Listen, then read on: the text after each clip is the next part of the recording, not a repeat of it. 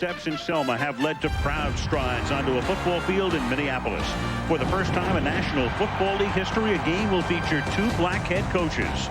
The Vikings, Dennis Green, and the Buccaneers, Tony Dungy, and two black starting quarterbacks, Dante Culpepper and Sean King. We have opportunity, I think, to really make a difference, not only on the field, but off the field as well, and I welcome that challenge.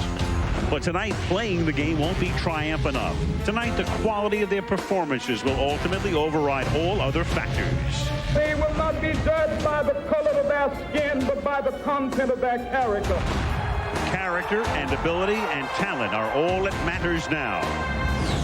With superstars Moss, Carter, and Randall, the Vikings will be trying to remain unbeaten. Very important game for us, trying to get to 5-0. And we got to go through Tampa to get that. And the Buccaneers are determined to make a two-game losing skid a distant memory. We have to go out and close the gap between us two. A marquee matchup tonight when the Tampa Bay Buccaneers take on the Minnesota Vikings on ABC's Monday Night Football. Are you ready for some football? With a crash of thunder and a lightning strike, the storm in the field, sparks will fly tonight. We're charged and ready. The crowd goes berserk. It's a wake-up call. Time to go to work. You better get ready. It's going to get rough because Monday Night Football is powerful stuff. Come on and hit it. Come on and get ready. Are you ready for some football? A Monday Night Party? Yes, sir. The countdown to the kickoff has officially started. There's no neutral corner in this heavyweight fight. All my rowdy friends are here for Monday night. The Metrodome in Minneapolis. It can be as noisy as any facility in the National Football League. Tonight will be one of those nights.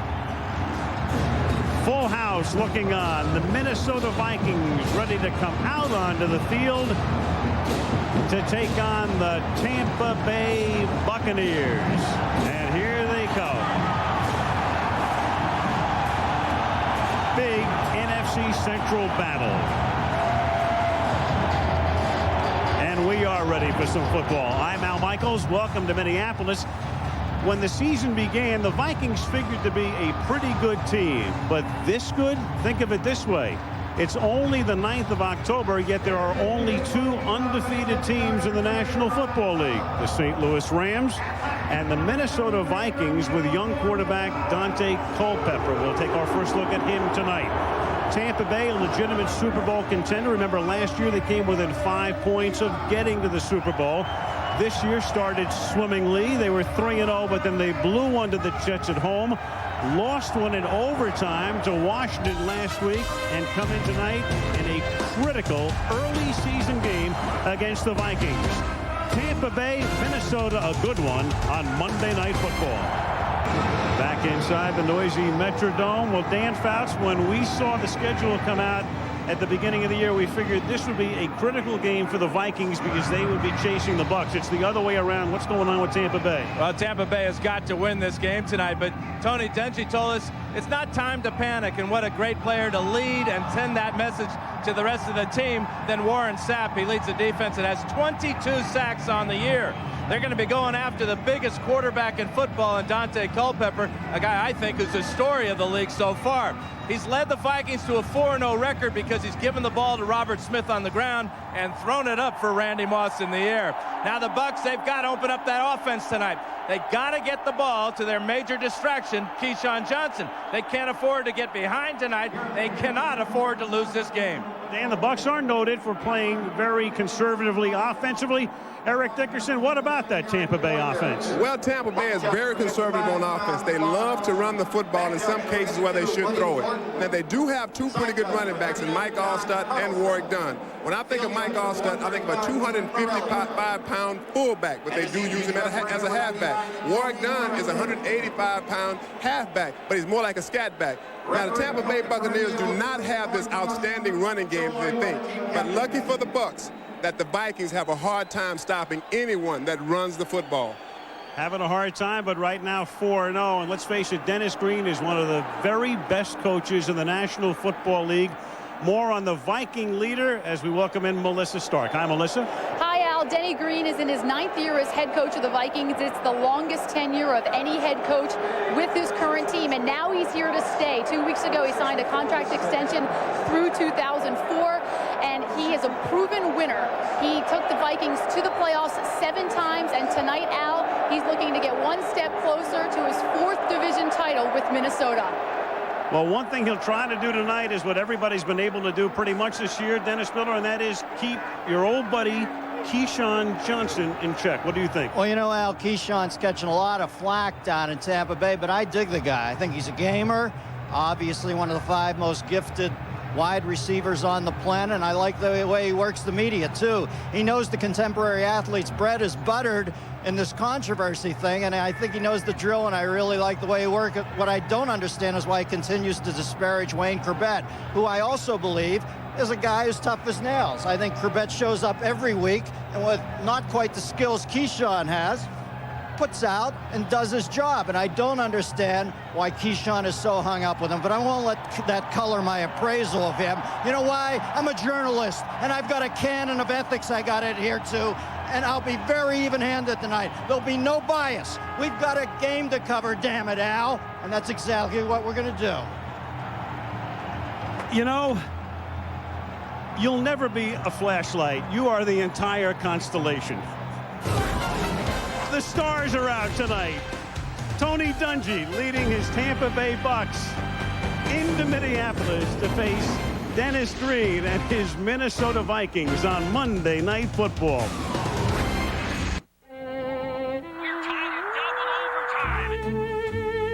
Net 1, Pearl 2. Bingo! Mr. Barkley wins again. These days, retirement can come sooner than you think. So let Schwab help you set up a tax-deferred IRA rollover account. Come visit us at schwab.com, and we can help you set up your IRA rollover account in just a few easy steps. You got the upper. So you can get the most out of your golden years. Minnesota, largest city in the state, Minneapolis, adjoining the state capital, St. Paul. And there's a look at the Hubert H. Humphrey Metrodome, home of the Vikings since 1982. Well, the Tampa Bay Buccaneers have been around since 1976. Look at the number on the right. They have never had a touchdown on a kickoff return. Over 1,400 returns. Here's number 1448. Aaron Stecker to take the kick. Mitch Berger sent it skyward. Stecker brings it to the 16-yard line. Good coverage. Craig Sauer making the tackle. Let's take a look right now at the Tampa Bay offense. It was the kickoff return that changed it all, Al. Well, nobody stops Tampa Bay 1,448 times in a row. Nobody. Nary a touchdown in the entire history of the franchise. They start at the 16-yard line, and before they can toss it back to Warwick Dunn, we have a flag. So we start with an immediate penalty. Tony Parenti is the ref. Prior to the snap, false start, offense, number 64. 5-yard penalty, remains first down. That's Randall McDaniel, the longtime Viking, now a Buck.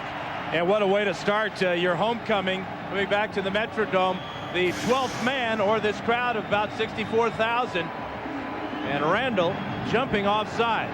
Well, Randall was sitting on a lot of emotions this week. I'm sure he saw what happened to Keyshawn when they played the Jets. Just decided to bite his tongue. But it all came out on the first play. Could not stay in his set. He's a guy likely to wind up in the Hall of Fame after 12 years here. And then the pass is taken by Johnson. He had control, lost it, fumbles it to the Vikings. Keyshawn Johnson came down with it. Orlando Thomas winds up recovering the fumble. Just his second fumble in his NFL career. Robert Tate is number 28. He's going to reach in from behind and knock this ball out right there. And Keyshawn with a huge mistake to start this ball game. Unfortunately for Keyshawn, his first fumble was just last week at Washington. Great play by Robert Tate with the left hand, reaching in and knocking it loose and giving the Vikings great field position. So he goes 4 years and 4 games without a fumble, then fumbles last week, fumbles here. And here's our first look at Culpepper. He starts out of the shotgun from the 28-yard line. And the huge quarterback at 266 pounds. It's like tackling a tight end. He's inside the 5. How's that for a beginning?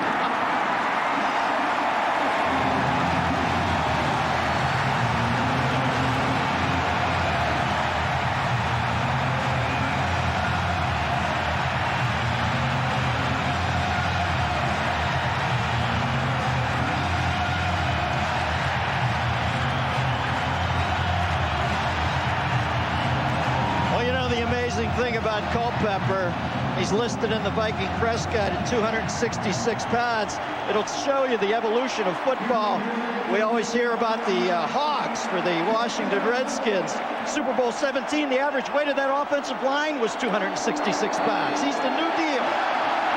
And Gary Anderson chasing George Blanda to become the all-time scoring leader, makes it 7-0. Now Culpepper ran for 3 touchdowns on opening day against Chicago, so this is his 4th rushing touchdown of the season. The thing that Sherman Lewis, their offensive coordinator, told me about Culpepper is that he's unusual that he's so big and athletic. We're seeing all of that right now, but he's cool. He's a competitor, and he senses the pressure without panicking.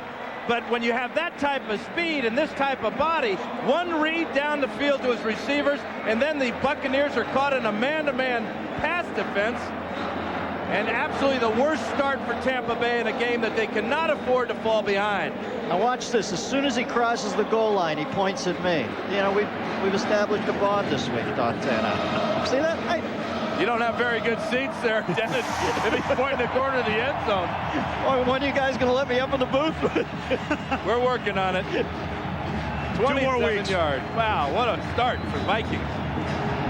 It's the first time the Vikings have scored off a turnover this season. So Keyshawn had possession, loses the fumble, and the Vikings take immediate advantage. 7-0, just 24 seconds into the game.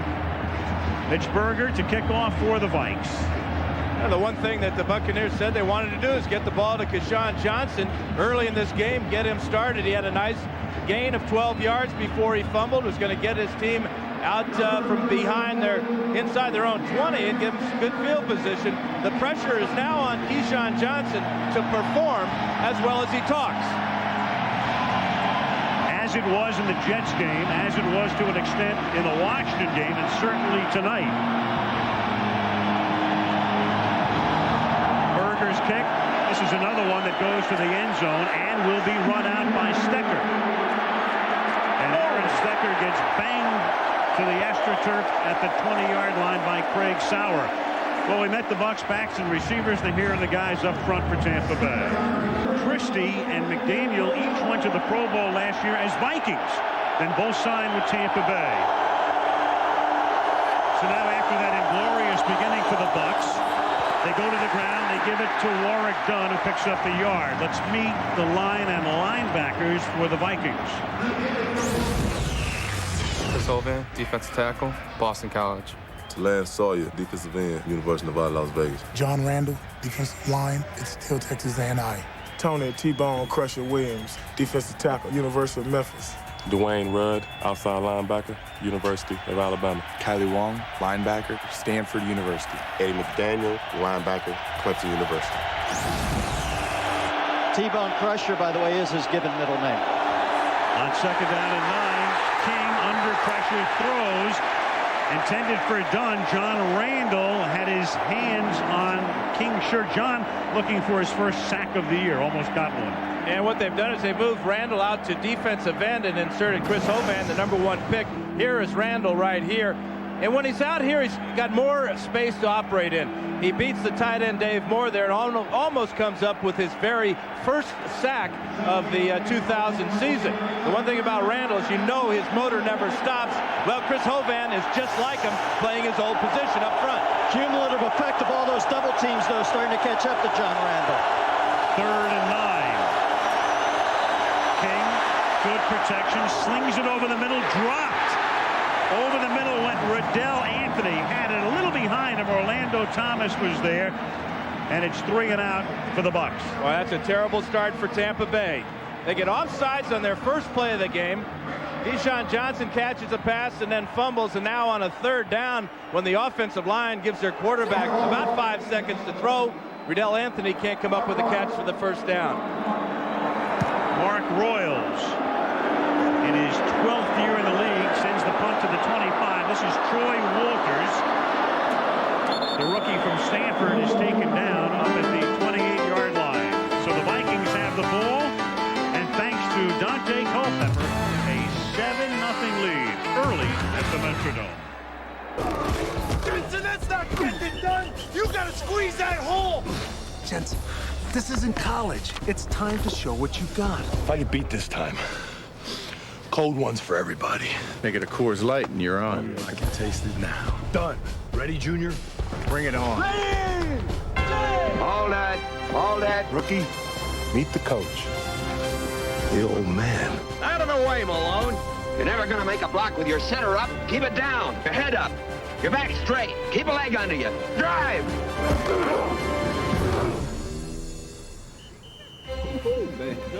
Don't forget my beer, Junior. Coors Light, frost brewed at the edge of freezing. Like I said, Coors Light for everybody. Jensen. No hard feelings. It's not exactly my feelings that hurt, sir.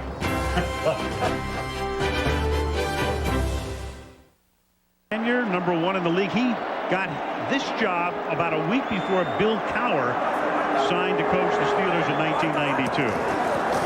Now his Vikings from the 28, and they give it to Robert Smith. Gain of 2. Let's meet the Viking backs and receivers.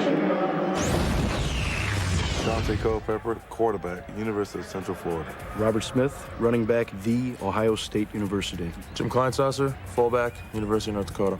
Randy Moss, wide receiver, Marshall University. Chris Carter, wide receiver, The Ohio State University. John Davis, tight end, Emporia State University. You gotta love it. Carter and Smith absolutely very formally telling you what school they attended. The Ohio State. I thought Davis was from the Emporia State University. 2nd and 8. Culpepper throws wide open, and making the catch is John Davis. So you've got Randy Moss and Chris Carter and Robert Smith. And if they're covered, how about John Davis? Well, what they did that time is they found Davis with single coverage because Randy Moss was lined up on the same side. He drew the double coverage to the outside. Here comes Robinson up late to make the play on Davis. That's 10 catches for him on the year. He had 4 last week against Detroit, but this ex-Buck, you know, we talk a lot about Randall McDaniel and Jeff Christie. Well, John Davis used to play for Tampa Bay. You think he's fired up, too. A lot of back and forth, of course. Remember, Tony Dungy was the defensive coordinator here when Dennis Green got the job, then goes to Tampa in '96. Here's Smith, picks up a yard, and let's take a look at the guys who will lead the way for Robert Smith and company tonight. University. Corbin Lucina, guard, Augustana College. Dave Dixon, right guard, Arizona State. Matt Burke, center, Harvard University. Now you add to that crew, Al, we've got Kleinsasser, there's Sherm Lewis, the offensive coordinator. He's got Kleinsasser, former tight end at 272 at fullback now. Kleinsasser and Lynch meet in the hole. You better call Robert Oppenheimer. 2nd down and 8. Here's a draw. Here is Smith, and he gets taken down after a gain of a couple. For Sherm Lewis, this has to be a lot of fun. He was at Green Bay for a lot of years, comes over here, and to get to call the plays for this offense, I keep thinking, Dan, of that old phrase about the 49ers, so many weapons. So many weapons, and the key really has been Robert Smith and his ability to stay healthy so far this year. He's closing in on the all-time Viking record for rushing, but if he can run for over 5 yards a carry, and then you already add what Culpepper can do, that's a pretty good deal. There's a huge weapon. Empty backfield, 5 receivers here. Smith comes out of the game. Vikings spread it out. Culpepper hangs in, throws, caught, 45-yard line, close to a 1st down. The catch is made on the near side at the 45 by Troy Walters, the Stanford rookie. You know, we've talked so much about big guys. Let's talk about a little guy. He plays the big game, though, working against a fellow Stanford Cardinal alum in John Lynch. That is 5'7", 174-pound Troy Walter. There he is. the Blitnikoff Award winner last year at Stanford, had a fantastic career in the Pac-10, rewriting all the records for receiving, and he gets that pass close to a first down. When was the last time you saw a wideout barely come up to the quarterback at the top of his numbers? That is the first catch of Walter's young NFL career. Troy picked in the 5th round. And they are just short, just shy of the first down. You know, when you've got a Dante Culpepper, yeah, no question, with a quarterback sneak, 4th and inches. Yeah. When was the last time a linebacker had to worry about taking a quarterback on a quarterback sneak up high? There he is. He was the #1 pick of the Vikings. A lot of people were shocked. You know, the class of '99 with the 6 QBs going in the first round, including the 1, 2, and 3 choices headed by Tim Couch to Cleveland. Out of Central Florida, they would at least line up to go for it. 4th and inches from the 45. Trying to draw Tampa outside, and they'll go for it anyway. They have the first down as Robert Smith finds the crease. You know, the great thing about Smitty is the guy never fumbles either. Not only, like Dan said, is he about to become the Vikings' all-time leading rusher, I think he's fumbled 6 times in over 1,300 attempts. And look at all the attention that Culpepper draws for that potential quarterback sneak. That allowed Smith to make that huge collision with John Lynch after picking up the first down and picking up about 5 or 6 yards. But the Bucs were thinking sneak, and Smith got it easy. Corbin Lucina, the guard, through the key block. 7-0 Vikes. A little more than 5 minutes into the game, and it is caught at the 27-yard line by Chris Carter. Pulls it in right at the stick. That's not fair. Let's take a look now at the Tampa Bay defense. Nate Webster, linebacker, University of Miami. That catch by Chris Carter, enough for a first down. Gain of 10 to the 27 now. Back to the ground to Robert Smith. And he gets taken down to the 22 by John Lynch, who, as usual, is all over the place early. Now, Robert Smith told me that he's played against John Lynch now for about 8 years, and he says that that John Lynch has tackled him more than any other player in the NFL. John Lynch, a former quarterback at Stanford, but when you hit like this, there's no way they would waste you playing quarterback. And the one thing about Smith, he says Lynch is not a trash talker. He's a perfect gentleman, but boy, does he hit. And he never blinks. Those eyes do not blink. 2nd and 5 from the 22. Blitz, fumble, and Tampa Bay comes up with it. Well, the Buccaneers are not noted for blitzing because they're so powerful. That front 4 up front, normally with so much pressure, they come this time, and the Vikings cough it up. That's a bad snap by Matt Burke, the center. John Lynch there, number 47, get this 2nd fumble recovery of the year, and the Buccaneers turn back the Vikings. 7-0 Minnesota. This is Anthony McFarland. Watch Matt Burke look and try to block him, and watch the bad snap. The quickness of McFarland and the stunt. Burke saw the safety coming as well. Now the Bucs, after the Viking turnover, start with a draw, and Warrick Dunn, who's had a real tough time getting loose this season, is tackled there by Rudd. Last week, in fact, against Washington, Dunn carried the ball 10 times for 3 yards. And it's been a repeating thing, Al. Last year, the entire season, 3.2 per carry. And this 13-yard gain equals his longest of the season. When he's in the game, the Vikings are thinking outside, but the Bucs crossed him up with that nice draw play. Again, the Vikes are giving up 5.2 yards per carry on the ground, so they've been vulnerable there. Play fake buys time. King guns it over the middle. It is caught by Jaquez Green, who loses a shoe, but he has been their big play guy. He's averaging 26 yards a reception. That's good for 19. Well, contrary to what a lot of people think about the Bucs offense, Les Steckel told me when the Bucs can isolate Jaquez Green on either Dishman or Tate, he feels Tampa Bay has a huge edge over Minnesota. He's small, but he's aggressive and fearless over the middle.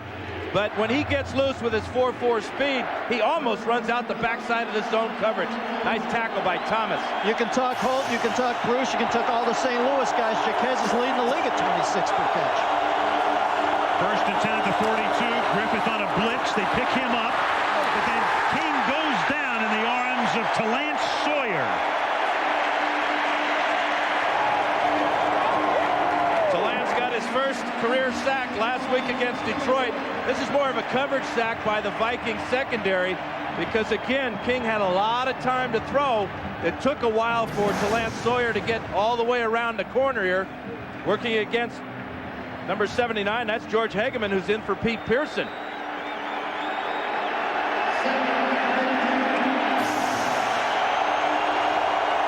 Second and 15 from the 46 of Minnesota.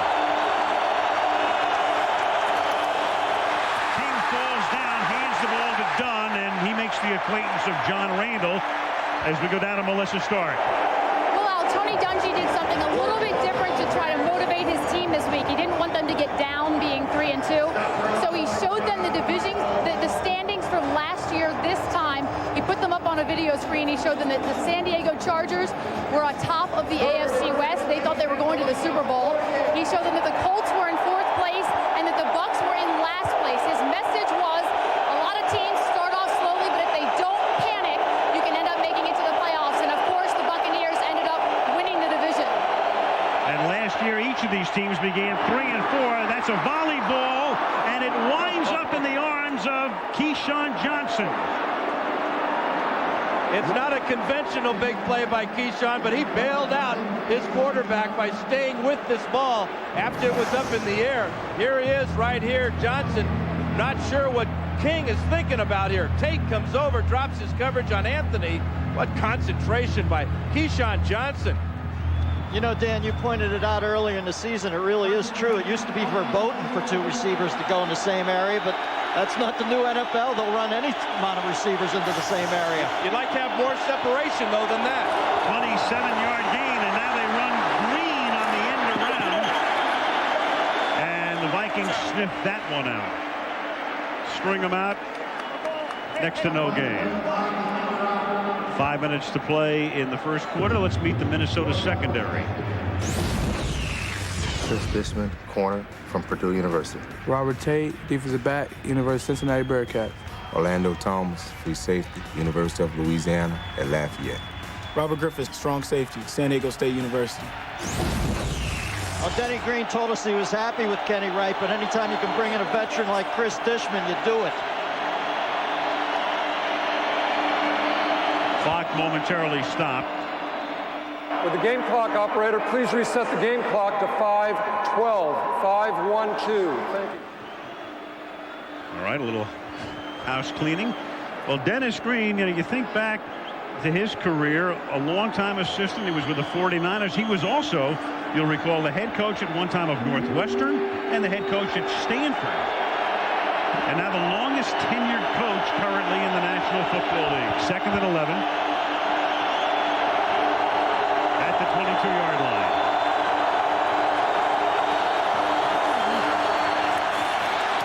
King fires into traffic, and it's incomplete. Keyshawn, the first guy to say, no, I never had possession. Hit by Craig Sauer. Uh-oh.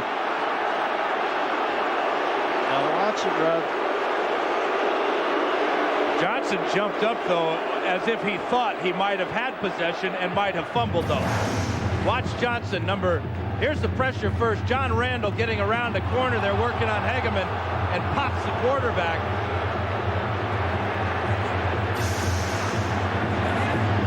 When was the last time Johnny Randall saw one blocker? How many seasons ago was that? Well, that's just why they moved him to the outside. They want to get him to operate in space and get that sack total going again. He's such an emotional guy. He fires up the entire defense when he is rolling. You know, he won't touch anybody or be touched prior to the game when he's on the field. 3rd and 11. And that is caught by Green. And Jaquez Green takes it to the 11-yard line, and that is very close to a first down. Tackled there by Kenny Wright and Ed McDaniel. Talked about Jacquez's Green fearlessness over the middle. He's only 5'9", weighs about $180 or $160 actually. He knows when to get down too. Almost has his head taken off there, but he does pick up the first down. Nice delay route, under control, gives his quarterback a good target, knows what he needs for the first down. Jaquez is thinking, hey, why don't we run that the other way? Let the big guy go inside. Well, the big guy didn't catch the last one. That's in the red zone. Last year they were last. Right now they are first. 11 touchdowns, 14 trips. Will this be a 12th? Yes. Touchdown King. You're talking about two young quarterbacks who are very prescient in the pocket. And so each team capitalizes on the other's turnover. After a bad snap and the Culpepper fumble, the Buccaneers go 74 yards, and each of the quarterbacks has scored tonight. You know, I'm not sure that was a quarterback draw either. I think he saw the Red Seas part, and he just took off and used his athletic ability to get in the end zone. So take that, Dante, says Sean King. King's third rushing touchdown of the year. Martin Gramatica ties the game. 74-yard Buck drive after the fumble. 4:01 left in a spirited first quarter. 7-7.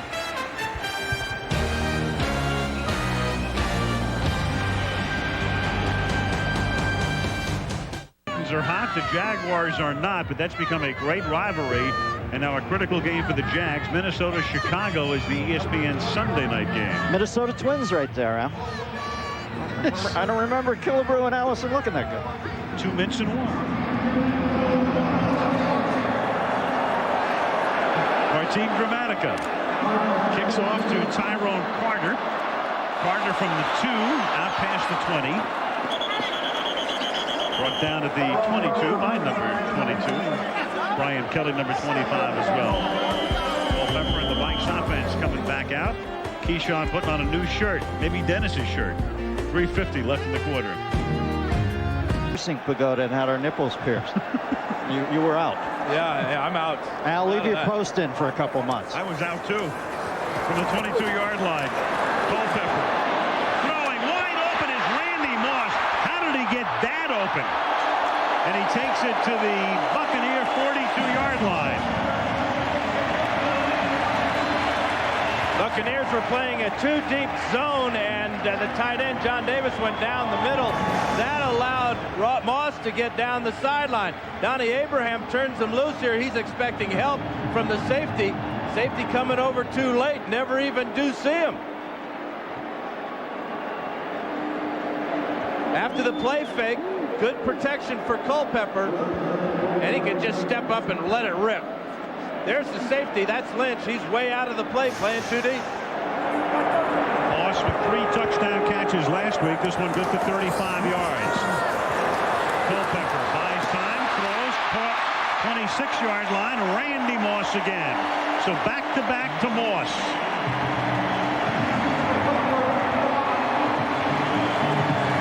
Culpepper couldn't get off to a better start. He's run one in. Now he's 5 for 5, and now he's finding number 84. Moss goes deep on one play, hooks up on the next play in front of Abraham, and another first down for Minnesota. That offensive line is dominating the Buck defensive line right now. From the 25, you talk about guys you have to account for on every play. And he springs loose twice in a row down to the ground. Cuts it back, nice move, turns no gain into about a 6-yard pickup, tackled by Derek Brooks. Boy, does Smith know how to set a tackler up, Dan? Well, or an alleged tackler, as Donnie Abraham was that time. Donnie Abraham is a nice tackler, too. You know, the thing about it is that Al said how smooth he was. Big play here, though. Damian Robinson, their starting weak safeties, limping off the field. And he's replaced by Dexter Jackson.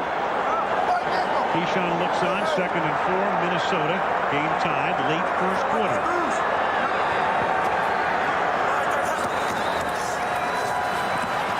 Smith. And Robert, who came into the game averaging over 5 yards a carry. The league average perennially about 4.0.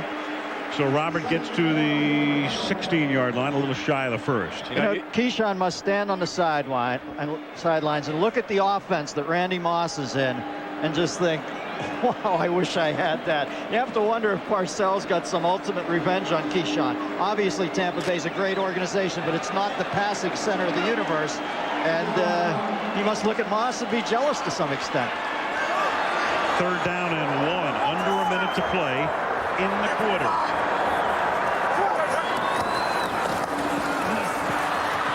And it's Smith on the inside handoff.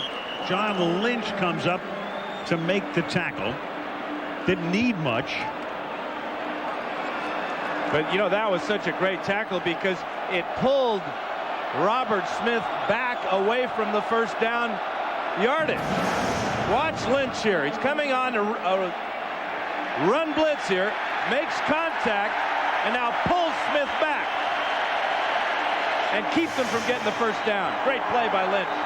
And it's 4th down and 1, and they eschew the field goal attempt, at least for the moment. They're going to let the clock run down. The quarter will end, and they'll take it to the other side here, but it's 4th and 1 when play resumes. That is the end of a very good first quarter in Minneapolis.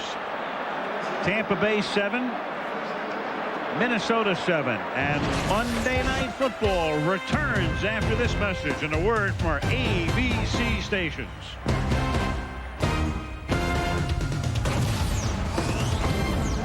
Eric Dickerson, Melissa Stark, 4th down, short 1 from the 16-yard line. Vikings 139 total yards, but need 1 here to retain possession, and Culpepper does it himself. Takes it to the 15-yard line, 1st down on the sneak. 2nd time they've converted on a 4th down play. It's funny, when we were talking to Derek Brooks the other day, said, when was the last time he faced a quarterback this big? He said Kent Graham. Here we see the play. Plenty of yardage there. All he has to do is fall over. He picks it up if it's 4th and 2. But Brooks said he told Graham, you don't quarterback sneak against us. And he whacked him a couple times, and indeed Graham ceased and desisted. But I don't sense that for Mr. Culpepper. Derek Brooks giving away about 31 pounds at the 14-yard line, 1st down. Carter in motion, whistle before. It might be delay a game, and it is. Delay a game. Offense. 5-yard penalty. Remains 1st down. That type of penalty really doesn't hurt the Vikings. Gives Moss and Carter more room to work. Melissa Stark. Al, you may have noticed on the sidelines, Keyshawn Johnson is now sporting a new look. He just came over to the trainer, had him cut off the sleeves of his shirt. He told the trainer that it was causing the ball to slip too much. Perhaps that explains his fumble and his drop pass. Okay. Yeah, right. Yeah. I believe that one. Any port in that storm. 1st and 15. Here is Robert Smith for a gain of 3 to the 17-yard line.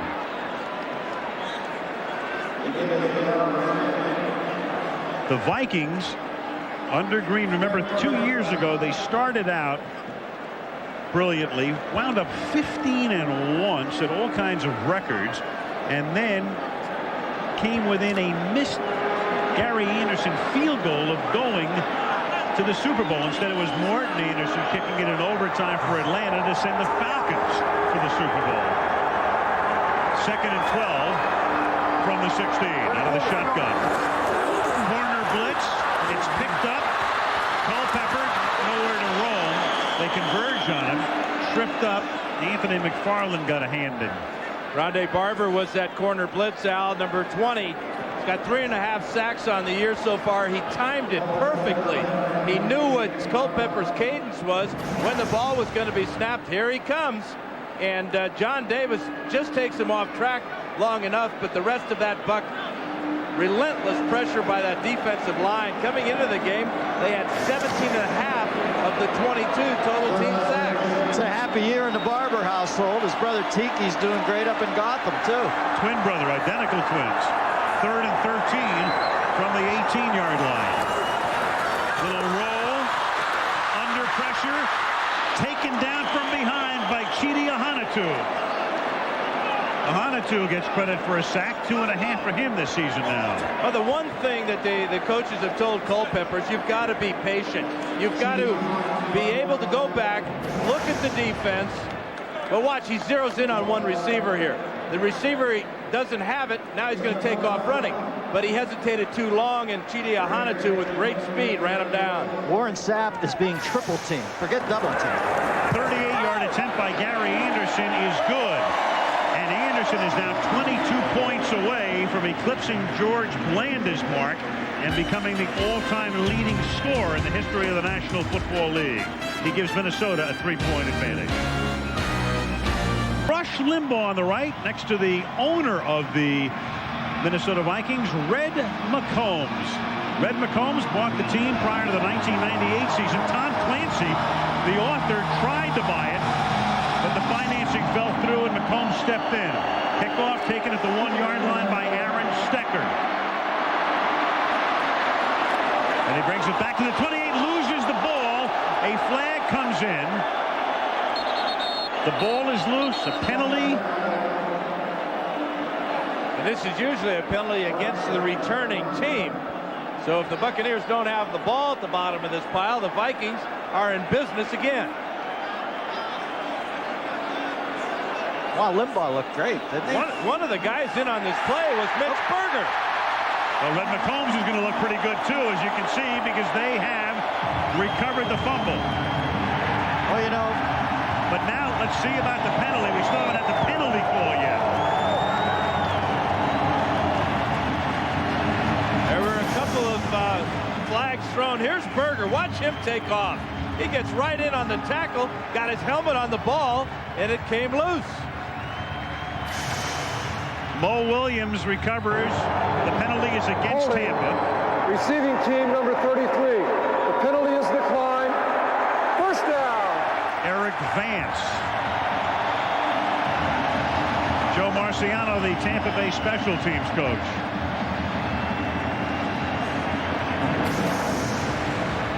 Take a look at the penalty here on Vance. Holding right there on Tyrone Carter. But look at Berger, 6'4", gets blasted backwards. He weighs about 230. Could take that shot. He got the ball loose.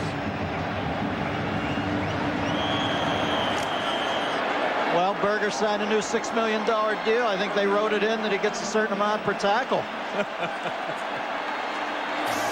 Checking his hand out as he coughs it up now at the 28-yard line after the second Tampa Bay turnover. Robert Smith takes it to the 25-yard line. That was the case that you were talking, Dennis, earlier about Kleinsasser meeting Lynch. Well, we just had it right there. Classic confrontation between a big fullback and a very aggressive and strong safety in John Lynch. Good play by Lynch. Held Smith just 2 yards. There's big Jim Kleinsasser, 280-pound fullback. My goodness. I had him at 272, and I thought it was silly at that figure. 280. It's getting out of hand. 2nd and 8 from the 26.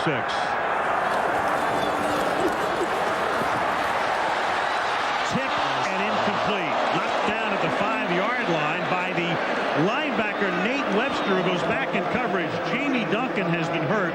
Hasn't played much tonight. Was limited in practice, and this is a rookie out of Miami, Webster. Yeah, Monty Kiffin told me, he gave him this bit of advice in his first start in the NFL. Says, don't try to make All-Pro on Monday Night Football. You're not going to make it to the Pro Bowl based on tonight's game. Keep making plays like that, though, he might. He said, just read your keys and make a couple of tackles. Don't be guessing on the ball. Show great range getting back and making that tip. There's Webster as Culpepper misfires for the first time tonight. Dante 5 for 6. Bucks show blitz and then come up to the line of scrimmage and ask for and receive a timeout. Charge timeout. Tampa Bay. To the consternation of Dungy.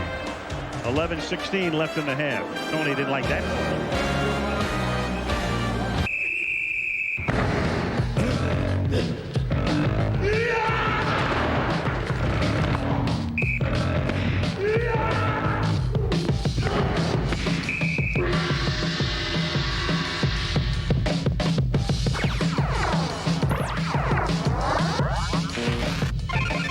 Buddy wins.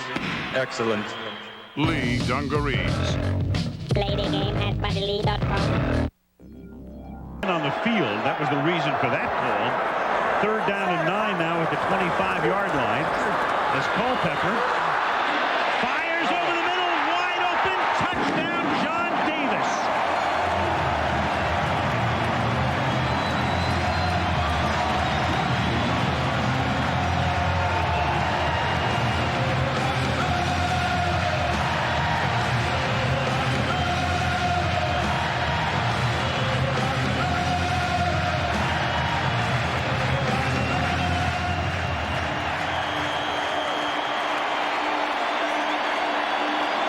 First touchdown of the season for John Davis.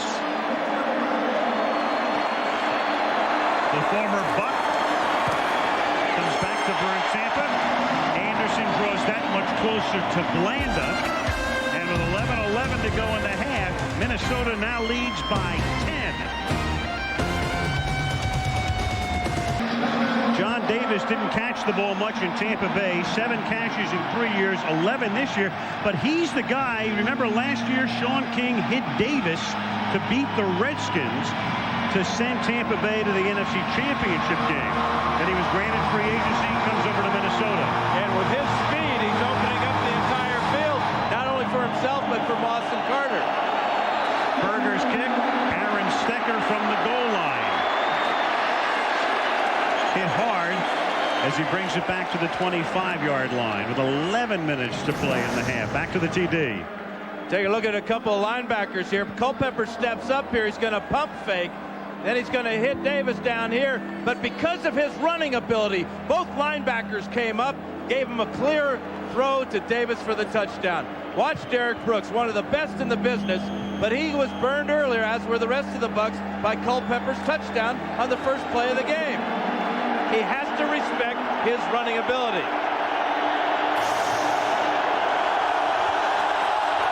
So Tampa Bay in a 10-point hole, the crowd in full throat. 4 minutes into the second quarter. King to Dunn, and that's a 5-yard loss. Tackled by Dwayne Rudd as we go to Eric Dickerson. Well, Al, I asked Denny Green what made him go with Culpepper so early. He said, Eric, I worked with him on the scout team all last year. He made great decisions throwing the football. He said also he's a great athlete, and you see tonight, I see why he went with Dante Culpepper. It was shocking when they picked him. Remember, they had Randall Cunningham, as you see Dante's numbers tonight. They had Cunningham. They let him go. He's in Dallas now. They elected not to re-sign Jeff George, even though they made him an offer that they knew he'd refuse. He winds up in Washington and wind up with Dante. Here's King throwing, and that's incomplete. Allstott covered on the play. The other thing we should point out, Dan, is that the one guy that the Vikings did want was Dan Marino. Remember when Marino was told by Miami he wouldn't come back? And I talked to Marino today, and Dan said it was very enticing.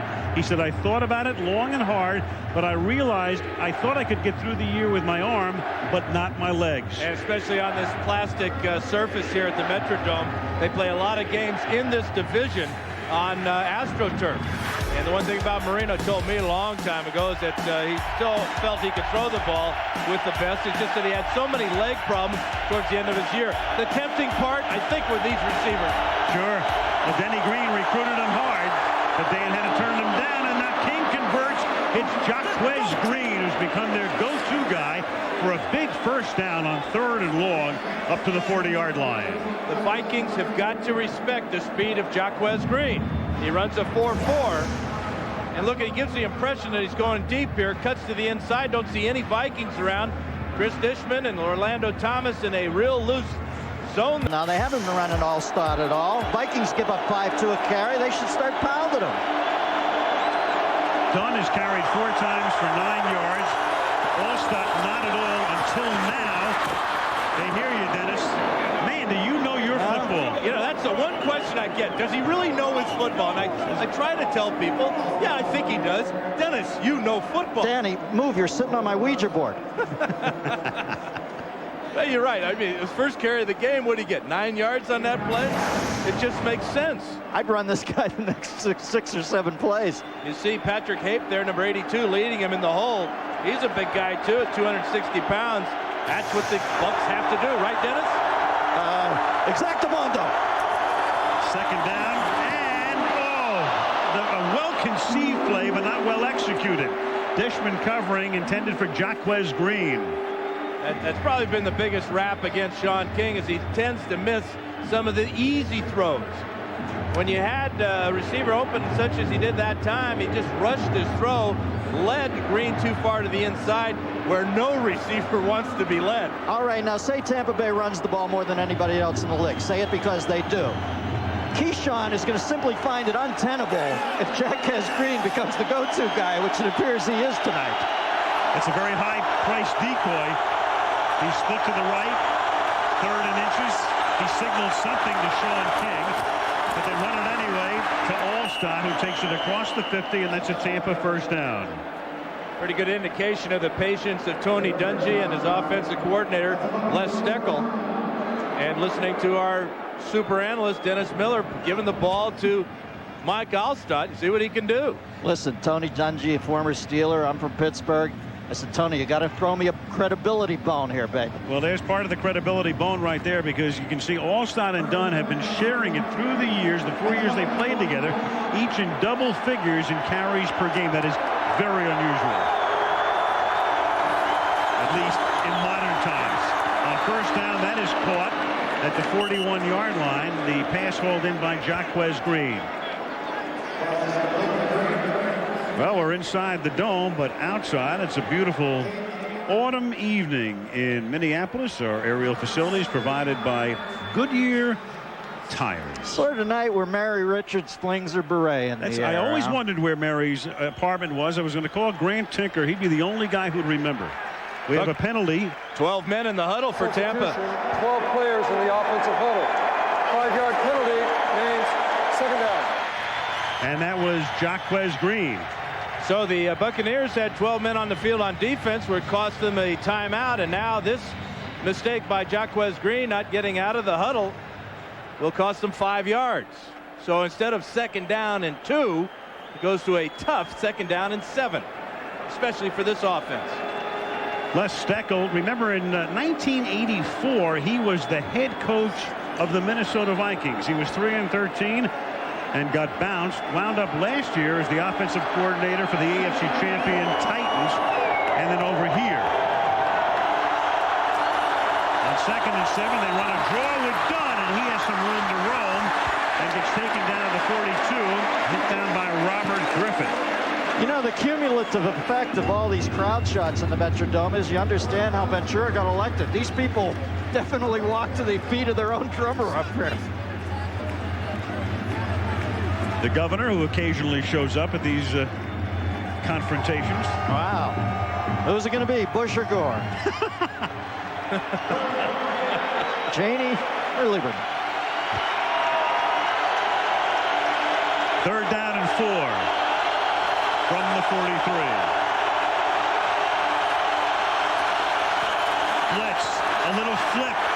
Dunn has the first down. Warwick Dunn caught that little flip. The blitz was on, almost caught it behind the line of scrimmage, and then picks up the first. Looked like it was real close to being a lateral, but he caught the ball. The blitz is on. You can see the fine toss here, and now the block on the outside by Dave Moore. That gives Dunn the first down, but Keyshawn Johnson's going to get a nice block here, or is he? Yes, he is, right there on Ed McDaniel on the inside. Well-designed play. Screamed him out. Now King hands the ball off to Dunn again. Warwick to the 35, stopped by the rookie out of Boston College, Chris Hovan, and John Randall. Dennis, I would rather, if the Bucs are going to run inside, they give it to your guy Alstott. This is a little draw play from the ump cam here. Little cut back to the inside, but you can see Chris Hovan with the tackle in his first start. Taking over for John Randall. They moved Randall to the outside. You were chatting up Hovan before the game. You told me he's a different breed of cat, huh? Well, he's a non-stop motor guy, and the Vikings love his attitude. Good tattoos, too. 2nd and 9. Flag is thrown. It's thrown by the umpire. That normally means holding. And then King, finding everybody covered, dances out of bounds at the 32-yard line. You know, perchance Dan Marino is at home tonight watching this game, and he looks at this array of talent. Maybe this was a place, though. They got a heck of a fullback. You got Warwick. You got 2-4-4 wideouts. A big Keyshawn who'll go across the middle. There's a lot of tools here. From the ump cam. Look at Jeff Christie right here. Ooh, that's an easy call as he tackles John Burrow coming on the blitz, and then Christie stands up and says, "Oh, me?" Wow. They may decline this. Offense, number 62. 10-yard penalty. Repeat, 2nd down. They thought about it, but opt to take the penalty. Well, it's smart to take the penalty. It pushes any potential field goal try by Martin Gramatica back that much farther. Although he has a strong leg and he will be kicking indoors. You know, Barrino's watching this game tonight, and he probably is because he flew home. He was the Grand Marshal of the Columbus Day Parade in New York today. Yeah, Dennis was busy. 2nd and 19 from the 45. King, safety valve is done. Warwick to the 35-yard line. Not a big guy, of course, is Warwick Dunn, but he doesn't seek the sideline. He drove for the extra yard or two, not going out of bounds. Yeah, he lowered his head, but what was so impressive is once he caught the ball, there was no hesitation. He knew that he had a long way to go to pick up the 1st down, got as much as he could, and put the Buccaneers in a very manageable 3rd down situation now. Well, this guy's got such quicks. To think that he could have 10 carries for 3 yards last week, it'll show you they quite haven't hammered out their blocking scheme there yet. From the gun, 3rd down and 8. King goes through his progressions, and that's close to a 1st down as Dave Moore is right there by the yellow stripe. Love the progressions. Just love them. Ed McDaniel makes the tackle. Moore doesn't get many catches. You see, that's his 8th on the year. I'm impressed with the job that the Buccaneers offensive line has done protecting Sean King so far. 1st down. Right over the middle and right over the top of our umpire, Ron Botchin. I think that's how you pronounce it. Yes, it is. Long time. Good official. Very good official. Now you've got Tampa Bay taking a timeout with 3:28 to the half. Mini by 10.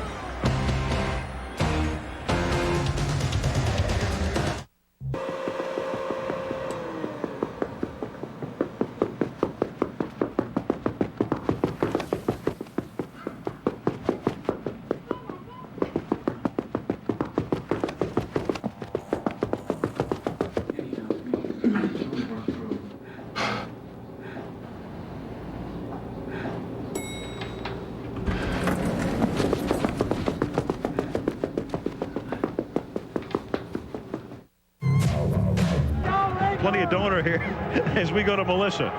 Well, Al, you don't want to let the Buccaneers in the red zone because when they get there, they score. So far this season, a perfect 15 of 15. It's 12 touchdowns, 3 field goals.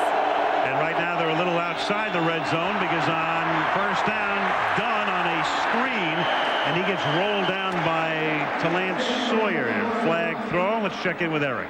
Well, Al, Melissa said that Keyshawn had cut his sleeves off his shirt. Believe me, when you start having fumbles, it gets in your head. And right now, the fumbles in Keyshawn's head from last week and also from starting this game tonight, from having a big fumble, is in his head right now. And the amazing thing, as we pointed out, Eric, at the top, is that he did not fumble at all as a Jet and did not fumble in his first 4 games as a Buck. But now, back-to-back weeks, he's fumbled. And, you know, you really don't need long sleeves inside. It's kind of warm. A lot of body heat in this building right now. 2nd and 10. King fires, caught at the 21. Jaquez Green came in averaging 26 yards a reception. Dwayne Rudd makes the hit at the 21. 5 catches now for Jaquez Green as Keyshawn. We saw him make a big play on their touchdown drive, and this is where he was very important in the red zone. I think Keyshawn wants less Steckel and more passes his way. 3rd down 6. This drive 9 minutes old. will run for the first down and get it to the 11-yard line as we go to the 2-minute warning. So Sean King takes off. This King kid is a cool customer. When we met with him the other day, he's just mature beyond his ears. Beyond his ears, too. And his ears. So the Bucks. You didn't see his ears, did you? I'm pretty observant. At the 10-yard line at the 2-minute warning with 1:57 to the half. We always talk about the star players, the skill players. Watch the intensity of John Randall and Jerry Wunsch and Frank Middleton. That's what it's all about, protecting the quarterback. Man. It's 1st and 10. They can get a first down without a touchdown. Ball just outside the 10-yard line. King on a roll. Caught. Green steps out of bounds at the 6-yard line with a $1:53 remaining in the half. Tampa Bay with 1 timeout remaining. Well, our new feature, mic'd up at the half, and tonight we've had the mic on Chris Carter, the future Hall of Famer. How you get this guy tonight catching the ball, I'm running, blocking. Thank you. Doing everything. You know we do that to people here.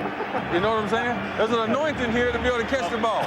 He's doing a good job. A little preview before the game as he makes the acquaintance of his good buddy Tony Dungy, who used to coach here. Now on 2nd and 6, it's Allstott banging his way down to the 2-yard line, so it'll be 3rd down and about 1.75 yards for the first and 2 for the touch. You know one thing, that number 64 is fired up. Randall McDaniel and Jeff Christie that time gave Allstott the cutback lane, and he took it down inside the 5-yard line.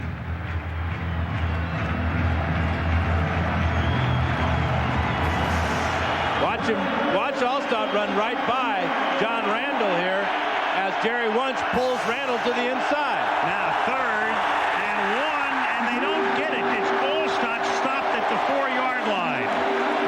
So a little less than 2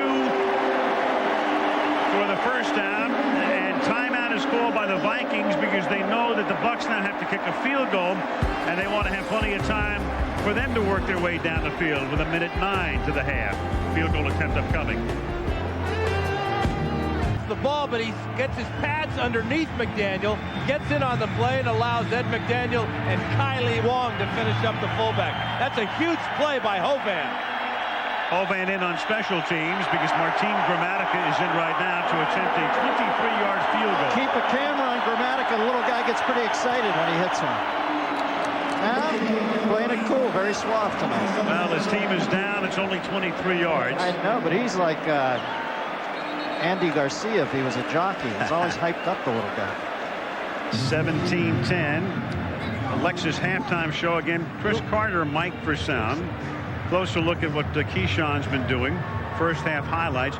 And Warren Sapp talking about some of the conversations that he has had during games with Chris Carter. Chris is so clean with his that you just got to laugh at Chris because Chris is so silly. A guy that old shouldn't be out there talking to him about trash, but he's out there playing and talking. And you look at him, you're like, just shut up, Chris, for 1 quarter. Give me a little break. Then he looks at you and be like, you be talking too. You know, so it's all in fun. You know, if you can't have fun with this game, then there's no reason to be in it. Now there's a guy we'd like to get mic'd at halftime. That is a force of nature when we met with him the other day. And by the way, the reason he missed the first quarter last week is I think I might have falsely intonated that he missed a meeting. He was late for a meeting. A guy like Warren Sapp, believe me, this is a team guy. There's a whole different code behind missing a meeting. He would never miss a meeting. Just like any one of us, he walked in a little late. But nobody gives more for the Tampa Bay Bucks than Warren Sapp. And the one thing about not getting mic'd up, he says there's no way he could ever do it because his mother wouldn't recognize him. Only on Dennis's HBO show could it be mic'd up.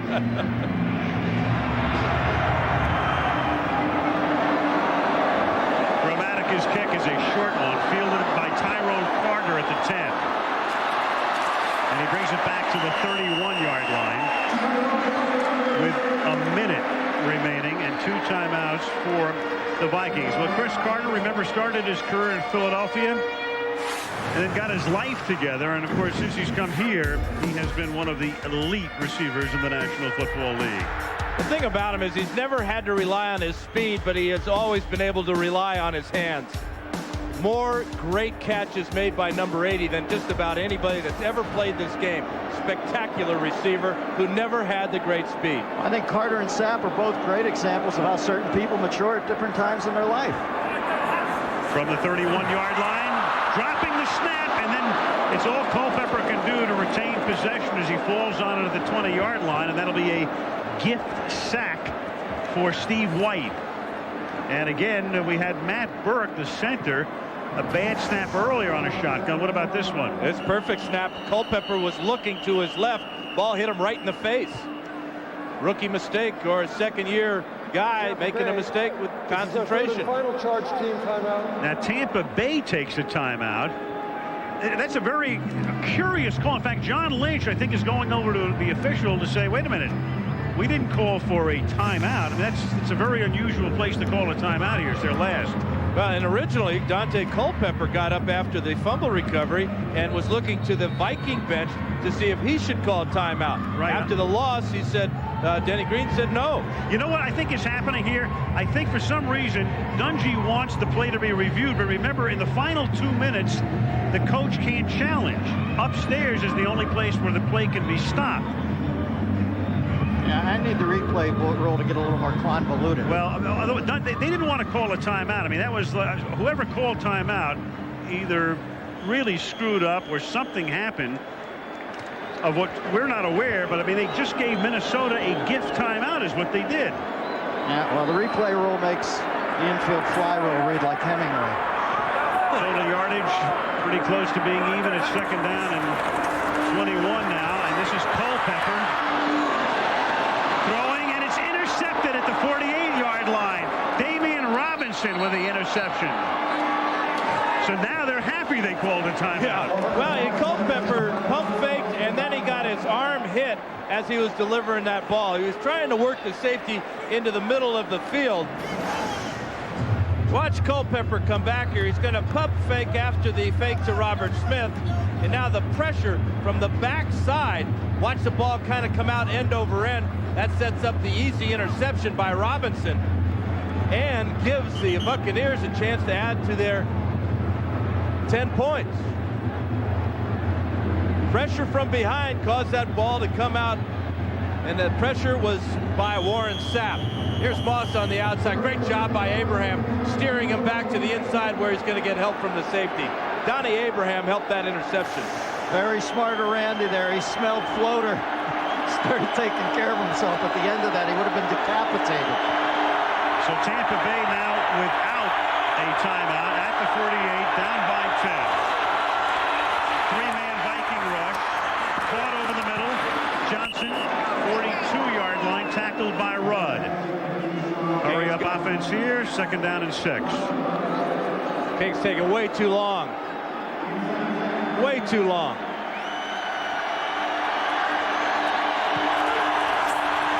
To the outside, they have to stop the clock, and they do. It's Riddell Anthony at the 34-yard line. So now you're looking at a 51 or 52-yard field goal if they don't get another yard. And now that's a case where the quarterback should have had 2 plays called in the huddle. They did not, so they came up to the line of scrimmage, and King had to call a play and wasted a good 5 seconds. Heads up by Anthony getting out of bounds after picking up the first down. Well, the thing about Sean King that everybody praises is his easygoing, laconic manner. And I guess in a hurry-up offense, you have to get frenetic. From the 34-yard line on first down, trying to get closer for Gramatica, throwing deep down the sideline, and that's incomplete, intended for Riddell Anthony. That's not necessarily Sean King's fault, though. That's coaching there. The coach has got to have his quarterback prepared to use the time as wisely as he can. Again, King with time to throw just throws an errant pass here. But if Anthony makes that catch, Robert Griffith may kill him. Now, Tampa Bay is a little bit between a rock and a hard place here. If you work the middle to get it closer, you might not have time to stop the clock again. Second down and 10 from the 34. So they have to work the outside, and that's incomplete as Johnson can't haul it in, and now you have to work the outside or kick the field goal right here, and they bring in Gramatica. See what I mean about Gramatica? Little Andy Garcia guy.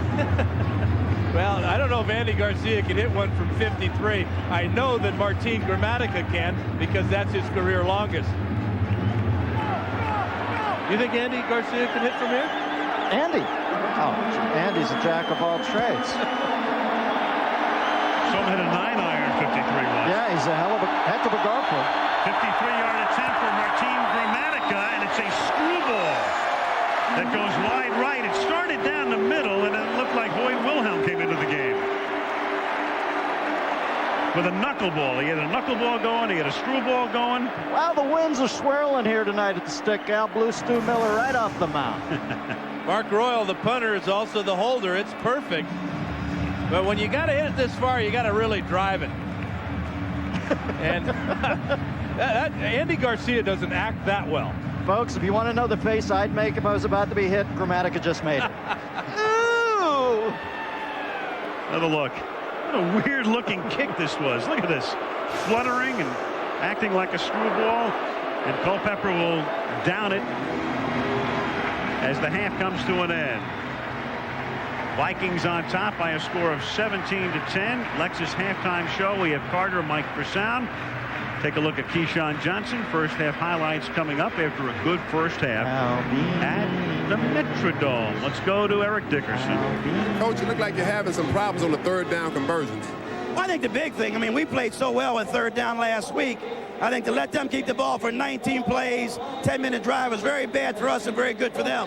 And we just got to do a lot better, play much more aggressive defensively in the second half. All right, over to you, Melissa. Thanks, Coach. No, it's nothing. All right, Eric, Tony, you guys made a number of mistakes in the first half, but you only trailed by a touchdown. What do you need to do in the second half? Well, we just need to play better. We just have kind of self-destructed, and hopefully we can eliminate the mistakes and make a game of it the second half. Thanks, Coach. All right, Melissa, so halftime, 17-10, Minnesota leading as they try to stay unbeaten. Lexus halftime show coming up after this message from the NFL and a word from our ABC stations. This is Derek Brooks of the Tampa Bay Buccaneers. He supports the United Way. He has a way with kids. Okay, who wants to sing my favorite song? Good. Who's my favorite player? Mr. Derek Brooks. 153 tackles. 36 assists. 2 times All-Pro. How many? 3 times All-Pro.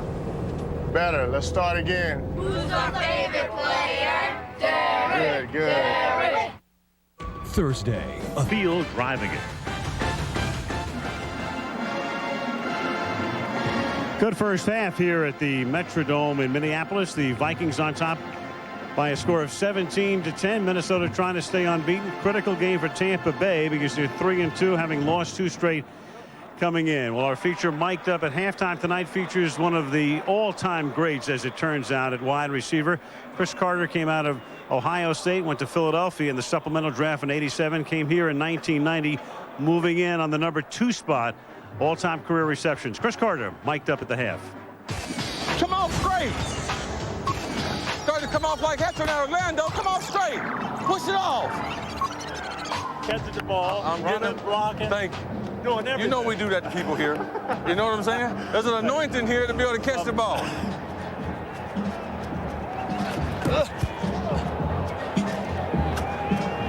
Little man.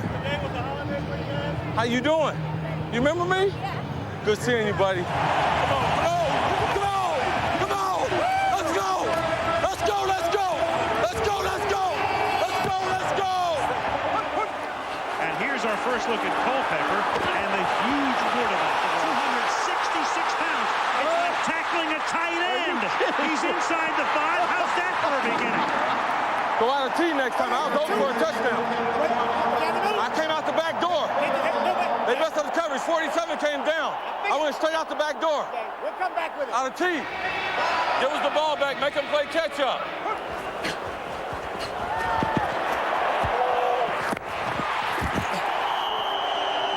Hey, fat boy. That's why they call you Big Daddy. I'm gonna talk to him. I believe you. I believe you. We got a plan for you, though. Nah. You need to talk to Keyshawn. You get a little too wide sometimes on them slants, too. Man. On the cover, too? On that safety, on it was going to the y'all's left. He cut back across. I was going up to the safety. Yeah, I understand. We still stay on cover 2. You to cut back, break a tackle, man. Do something special. Do something different. Yo! He's coming! As Culpepper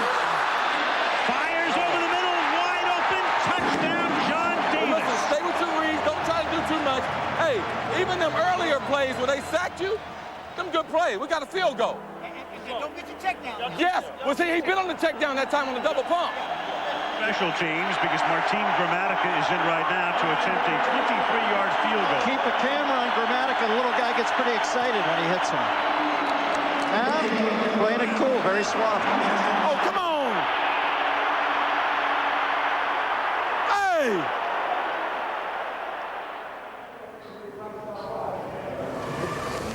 One time in my life, I want to be on a team that's special. That's all. Special. Chris Carter with a first half look as we see Culpepper rushing for a touchdown. That was answered by King rushing for a touchdown, but Mini leads by 7. 10. We mentioned at the top a very important early season game for the Tampa Bay Bucks, 3-2 coming in. A very important early season game coming up next week for the suddenly despondent Jacksonville Jaguars, because they had this kind of a night last night with Mark Brunell fumbling, being intercepted in the game against the Ravens in Jacksonville. A fight broke out. The frustration became evident. Another interception. Jamie Martin winds up finishing up the game at quarterback, though Brunell will start. Meanwhile, Tennessee fell behind to Cincinnati when Corey Dillon ran 80 yards for a touchdown yesterday, but back came McNair and company, and Eddie George had a marvelous day with 181 yards. We'll see him in action next week in what has become almost a blood feud in the AFC Central as the Jacksonville Jaguars take on the Tennessee Titans on Monday Night Football next Monday from the Adelphia Coliseum in Nashville. Well, one of the guys we've been tracking tonight, of course, Keyshawn Johnson. What kind of nights he having, Dan? Well, Al, few players have faced the scrutiny that Keyshawn Johnson has this year. Got off to a rough start with that fumble after a 12-yard gain, but showed what he's made of on this play, the athletic ability to stay with the catch. That set up the touchdown by Sean King. And as far as his advice to Sean King, he told me that you got to know where your money is, Sean. Don't let outside influences affect the way you play the game. I'm your money.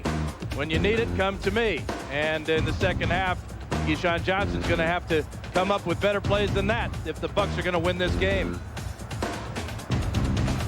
3 catches for 46 yards for Keyshawn Johnson, and the Minnesota Vikings 4-0 coming in at halftime, leading Tampa Bay 17-10. Second half of Monday Night Football when we come back. First, coming up to the first half of play as we take a look at the statistics and a good first half here at the Metrodome in Minneapolis, Dan. A couple of things to note, Al. The Vikings came in as the top rushing team in the NFL, only 61 yards. And now you look at the passing yards here for Tampa Bay. Well, Sean King has opened things up. He's thrown 21 passes in the first half for 14 completions. Therefore, the Buccaneers have the time of possession, but the stat we don't see is the turnovers. Both teams have 2. That's why we've got a tight game. And Martin Gramatica will kick off. The Vikings will get the ball as we start the third quarter. Back deep to receive, Mo Williams. Bouncing ball, fielded at the 8. Tyrell Carter goes over to take it there. And he gets wrapped up at the 28-yard line. That's where the Vikings will begin their first drive. Talked about those turnovers, each team with 2. Keyshawn Johnson, first play of the game. First reception of the game on that fumble, then a bad snap by Matt Burke. Culpepper can't get it. Big hit by the kicker there. Mitch Berger causes Stecker to cough that one up. And then pressure from Warren Sapp, and Damian Robinson picks off Culpepper. But that's the type of game you expect when you got 2 great rivals such as we have tonight. Oh, these guys are the best division rivals. They've split the last 7 years, the 2 games in regular season. From the 28-yard line, Culpepper begins the second half by looking to throw. Dumps it off underneath. Robert Smith gets a block. Gets out past the 40 to the 41-yard line. Gain of 13. What about the Moss-Johnson comparison in the first half tonight as we look at the 2 premier receivers? Well, as you can expect, the 26 yards by Moss, that's what he's all about. But the other receiver is Jaquez Green. 6 catches for 67 yards for Sean King and the Bucs. And somewhere on Long Island, LeGrand Ahi chortles in his Barcalouch. We're in New Jersey. Bill Parcells at the 41-yard line. 8-yard gain for Robert Smith, who finally gets taken down by John Lynch. Good, tough running. We looked at Moss with those 2 catches. They came on successive plays. Meanwhile, let's go back to the prior play. Randy Moss, who earlier threw a big block to Spring Culpepper on his touchdown. That's Warren Sapp greeting Dante Culpepper. He told us yesterday, doesn't care how big he is. The bigger they are, the harder they fall. Trying to get in his head now. Warren probably got up and said, I'll be back. Smith on 2nd and 2.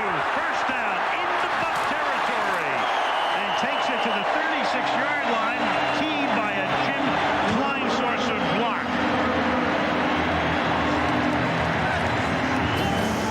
Really a good patience by Smith, setting up the block of Kleinsorser and of his center, Matt Burke, getting out in front. Big hit there by Robinson, but good job by Robert Smith with the patience to set up not 1 block, but 2 blocks. Well, Smitty has a career average of 4.8 a carry, and only 1 player active has bigger one than that. That's Napoleon Coffin at 4.9. Smith gets a breather. He comes out. Will Williams in the shotgun now, flanking Culpepper.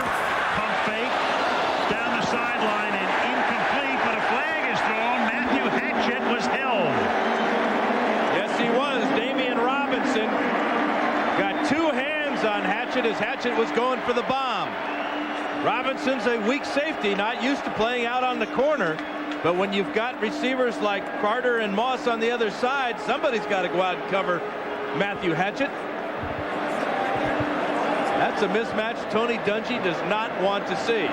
Well, we've seen Culpepper run tonight. We've seen him. Defense, number 24. Automatic. First down. We've seen he has a rifle on out patterns. If he starts dropping these passes into the bucket, they're going to have to rewrite the rule book.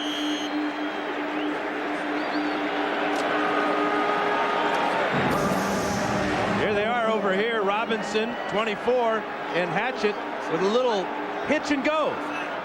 There's the push right there. Easy call. From the 24, out of the gun, inside handoff. John Lynch is right there to wrap up Mo Williams, the ever-present Lynch, who was a great baseball player in high school and college as well. In fact, he was one of the early draft choices of the Florida Marlins and clearly could have made the majors. And he clearly knows how important this a win tonight would be over the Vikings. Watch the bad snap again by Burke and a great catch by Culpepper. And there's the big hit by Lynch. But he knows they got a rematch with the Vikings coming in 3 weeks down in Tampa. Another look at that fine catch by Culpepper and the big hit by Lynch. Minnesota has to take a timeout.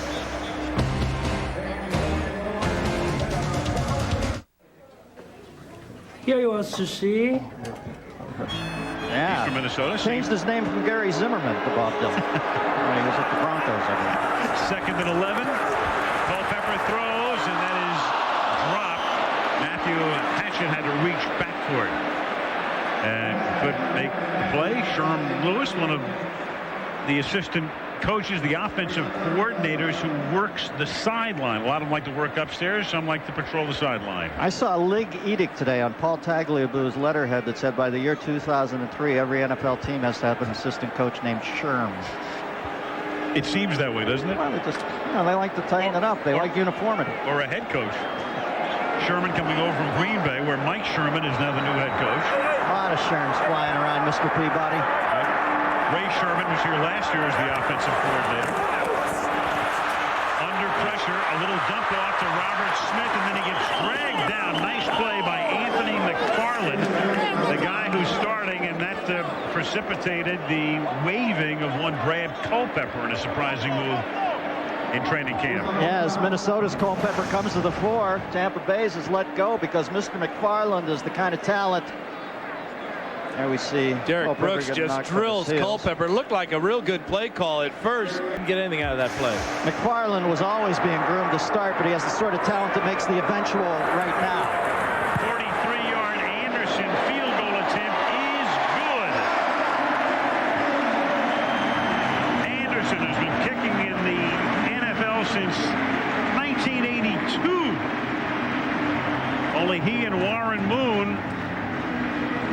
perspective who were born in the 50s.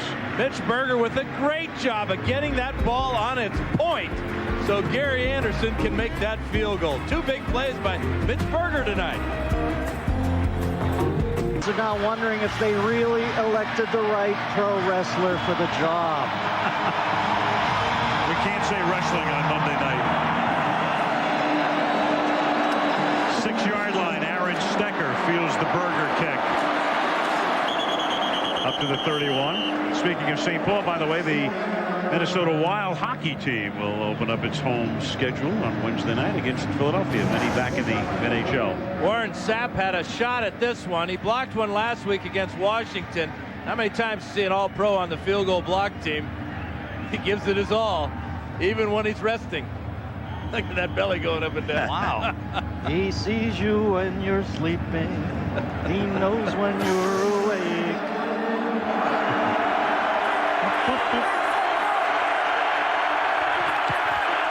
He definitely knows when you've been bad. From the 31-yard line.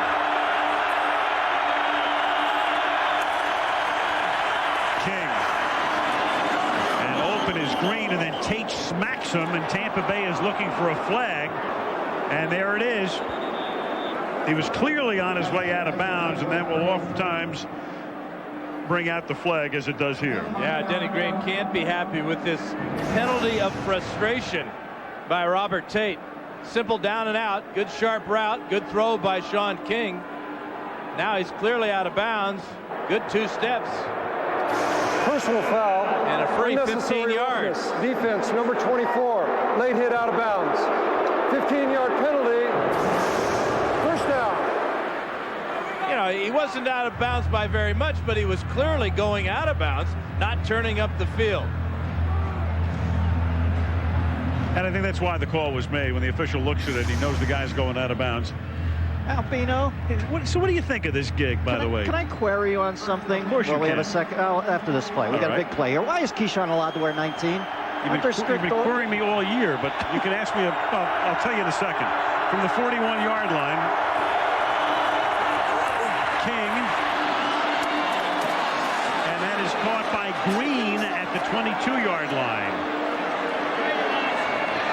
Remember, Les Steckel talked about the advantage he felt with Jacquez Green and his speed working against Robert Tate, who is a former wide receiver. This is Tate's 5th start as a corner in the National Football League. He's got great speed and everything, but he's working against a guy that has equal speed in Jacquez Green. Another one of those Florida Gators.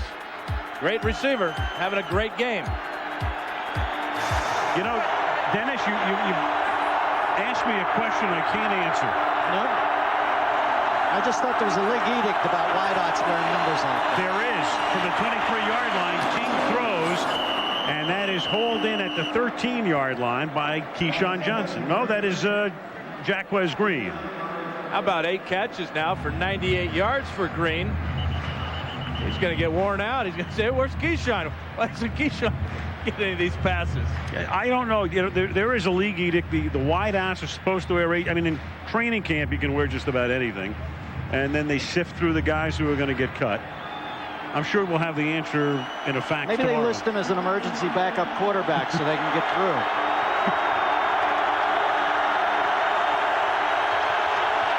Second and 1. And it is incomplete. Intended for your man. You know, we've just seen Sean King throwing very catchable passes to 5'9" Jacquez Green, and now he overthrows Keyshawn Johnson, who's 6'4". Little bit of a half roll so he can get good vision, and just lets the ball go a little bit too high for Johnson. Well, we're saying it. Well, we'll talk after this play. Second and 10 from the 13-yard line, and a flag before the snap. They gave it to the up-back Allstott. I'm saying it a bit in jest, but I'm telling you, I think Keyshawn will suffer them running the ball all the time. If Green's going to get 8 catches to his 3 every game, you're going to have problems here eventually. Snap, false start. Offense, number 64. 5-yard penalty, remains second down. That's Randall McDaniel again. That's how he started his evening off, jumping off sides. Number 64 working on Chris Hovan. Look at Hovan with the stalemate right there. Al, there's that real wide handoff you talked to Sean King about. He really sticks it way out there, doesn't he? He does. Eric Dickerson thinks it helps to lengthen the offense, widen the lane for the running backs. This time they give it to Dunn going straight up the middle, and he goes nowhere. Tackled by Hovan. Eric, what about that reaching out to hand the ball off? Well, Al, the wide handoff is so that the offense can get a chance to stretch. So the running back can stretch, and it stretches the defense. So what it does is it gives the running back a lot of different options to go inside or outside. And me, myself, I used to love those wide handoffs. And you see Tampa Bay does a lot of it tonight. It's really pronounced when it's Sean King. I mean, Peyton Manning does it a little bit, but not to this extent. What Sean does is he uses both hands, so it helps sell the play fake.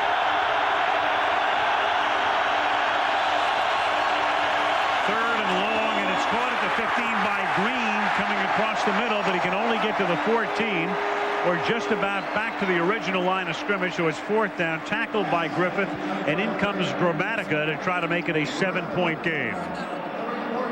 Melissa. Martin Gramatica's father has kept every pair of shoes his son has ever worn in a game. He now has 123 pairs. The reason, it's superstition. If Martin ever had a bad game, he could revert back to the last pair he wore. According to his dad, he's never had a bad game. That's why they keep piling up. We'll see here. He has a 33-yard attempt, and this one is good. Every pair? There's a closet you don't want to stumble into. Imelda's closet. 8:11 left in the third. Gramatica tacks on 3, and the Viking lead is 20-13. Home of the Vikings since 1982, when they came in from the cold. Not that tonight would have been a problem. It's a gorgeous day in Minneapolis. Wow. Well, some marriages work. Gramatica's kick at the 2-yard line. Tyrone Carter. Back up to the 24-yard line, where he's popped first by Eric Vance. People just don't realize how violent kickoff returns are. Eric Vance knows that he's still down. Meanwhile, Dante Culpepper, as you can see in game 1, didn't throw a touchdown pass but had a pickoff. But in his last game, 3 TDs, no interceptions. So nice progression for the youngster out of Central Florida. And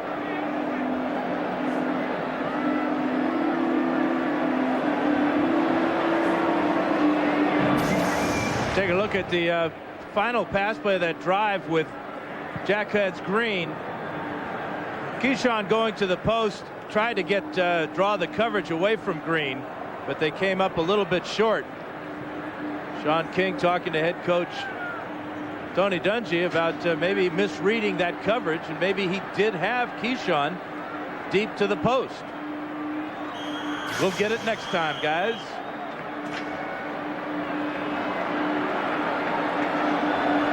Going over things with the quarterback coach, Clyde Christensen, as the Vikings have it now at the 26-yard line. They begin this drive. 1st and 10. Up by 7. Culpepper. Back to the line of scrimmage. You know, Dennis, you talked about Culpepper before and how he would be a pretty good hog, as it turned out, when you go back to the Washington Redskins and their Super Bowl team when John Riggins had the big day, and how he is about as big as most of the guys in the interior line for Washington. There it is. There are the weights. Yeah, but you didn't see Russ Grimm going 73.6 completion average for his senior year in college as a quarterback. That's amazing. In 17 years, the average weight of the offensive line, the team that won the Super Bowl, the same weight of the quarterback from Minnesota, who goes down under the weight of Marcus Jones at 278.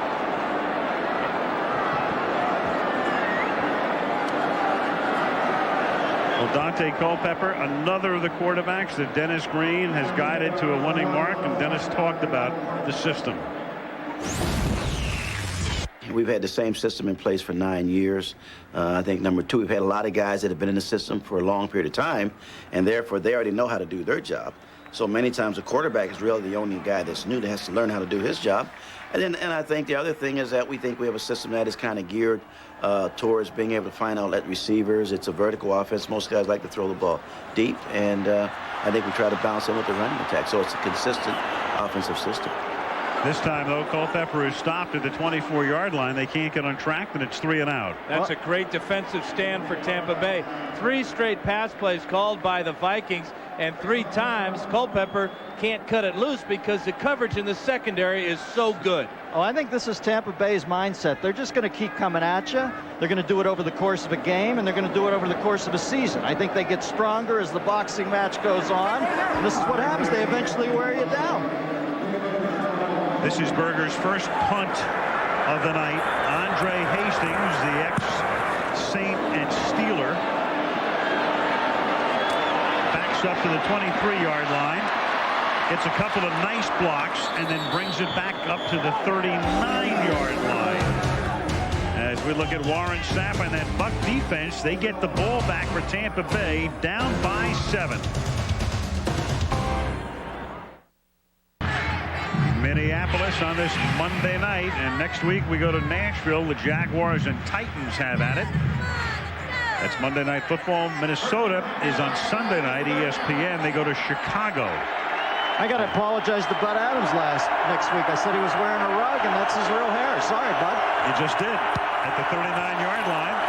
First down. This is Green, and that's 11 catches tonight. He came into the game having caught 12 balls all year, albeit for a 26-yard per catch average, and tonight 11 for 131. And he really doesn't care which corner he's going to go after.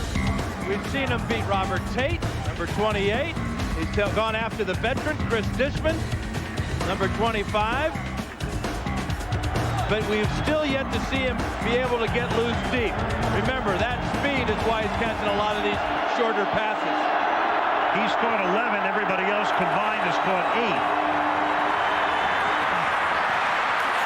Dump off underneath, and that is Patrick Hape, tight end H-back type, who takes it to the 41-yard line, tackled by McDaniel. And McDaniel's hurt. Patrick Hape at 262 pounds laid into Ed McDaniel. It was a heck of a collision, and McDaniel came out with his left arm hanging down by his side. King finds his outlet receiver, and for Hape, it's just his 4th catch of the year. There he is, number 82. Now watch the collision, and that's why McDaniels is on the sideline. Jim Nelson replaces him. Nelson, number 56, at outside linebacker, and this is Allstott making the catch, rumbling all the way to the 26-yard line. First down, Tampa. You know, when you're as big as Allstott, the defensive backs and linebackers have to be concerned when he's out in the open field. It's got a head of steam. We just saw him take out Ed McDaniel, or Hape rather. Look at the move right there. He made 3 guys miss, and then it takes 4 or 5 more to get him down. And he leaves a trail of Brookfield. He's carried 4 times tonight. That's his first reception. He comes out of the game. Gunn is in. 26-yard line, first down. Done. You know, we're always cautioning about making too much of an early season game, but the Buccaneers, with Super Bowl aspirations, lose tonight 2.5 back. So you're really looking at a wild card. Maybe you get lucky. Here's the Rumcam, a look at the last play again. Shows you some of the how difficult it is to find 5'8" Warrick Dunn as he comes out from behind that huge offensive line. But Dan, again, with Tony Dungy, more than anybody in this building knows how big this game is. Well, if they lose the game, they go 3 down in the loss column. They can't afford to fall back that far this early. Second down and 6. Sack avoided by King. And he runs out of bounds at the 21-yard line, about 4 yards shy of the first down. Yeah, but if they do go to 3 games down in the loss column, going into the second half of this season, there's nobody I'd rather circle the wagons around than Tony Dungy. The guy has such a contemplative demeanor. You know he's going to be calm in the eye of the storm, and I think it'll translate to his team. He always is. And we're really seeing the extra effort by the Buccaneers. Sean King pulling away from defensive end John Burrow that time. Allstott with the play earlier, and Hayden knocking out a linebacker. You can see just how important the Bucs feel this game is and how much their effort is picked up. Meanwhile, Tampa Bay with alacrity getting to the line of scrimmage because the play clock says 3. They're all messed up and they have to take a timeout. They brought in all new personnel. This is a big play coming up for Tampa Bay, 3rd down and 5, and they have to take a timeout. Play clock was down to 1. 2:26 left in the 3rd. 7-point Viking lead. Welcome to figure drawing. Let's begin. Do you have our supplies? Oh, yeah.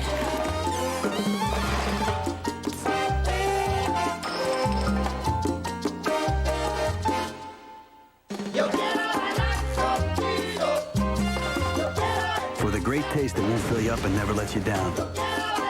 Get out! Make it a Bud Light. Dan Patrick at TGI Fridays. Can I have the autograph, please? Sure, bud. Thanks, Mr. Patrick. Don't mention it. What do I want the internet to be? I want it to be like Frank here. He really knows customers. Package Frank. Put him together with the internet. Now you've got something. You know, I just want doing e-business with us to be more human. Today, Nortel Networks is combining the power of the new high-performance internet with the tools your business needs to deliver stronger, more Frank-like e-business solutions. Come together right now over me.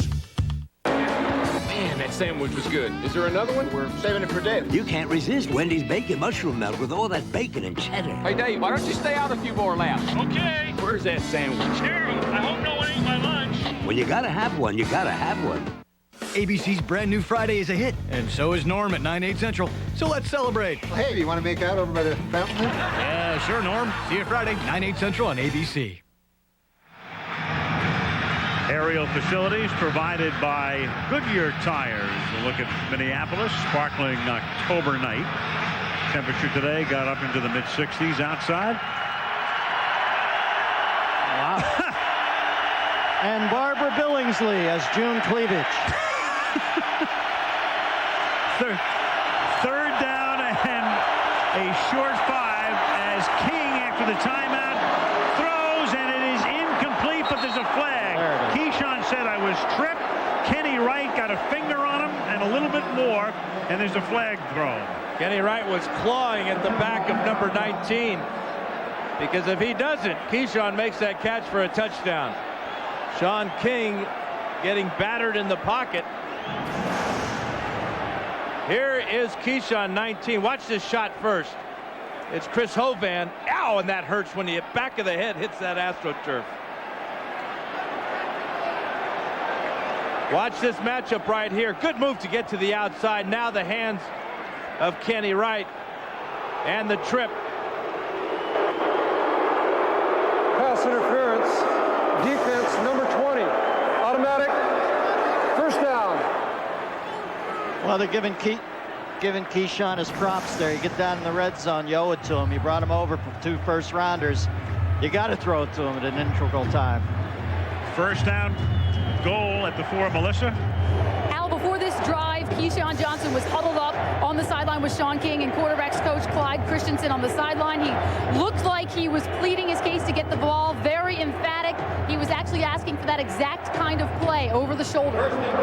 Well, you got Jaquez Green with 11 catches and Keyshawn Johnson with 3. You know Keyshawn isn't going to be happy being overlooked for another 5'9" receiver down here.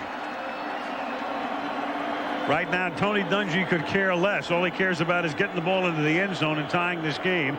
The ball is spotted at the 2. First and goal. A lot of weapons for Sean King. Keyshawn's one of them at 6'4". Mike Allstott, the sole back in this set. From the 2. He starts Johnson in motion, does King. And it's Allstott. And they'll give him forward progress. making his mark tonight. Well, that's what you got to do with Allstott. You got to bring the whole scrum. And be ready for him to bounce outside, and that's why Talance Sawyer was standing around looking for him. Three-yard loss. First the play by Hovan and John Randall as he takes the inside, and there's Sawyer and Robert Griffith and Robert Tate all looking for Allstott to bounce it outside as he has done so many times. Boy, Talance Sawyer has played himself a nice game tonight. We're calling that name a lot. Second down goal after a 3-yard loss. Dunn is in the game. Play clock is down to 3. Lead again. They get it off at 1. They give it to Dunn. Spin move. He gets back to the 2.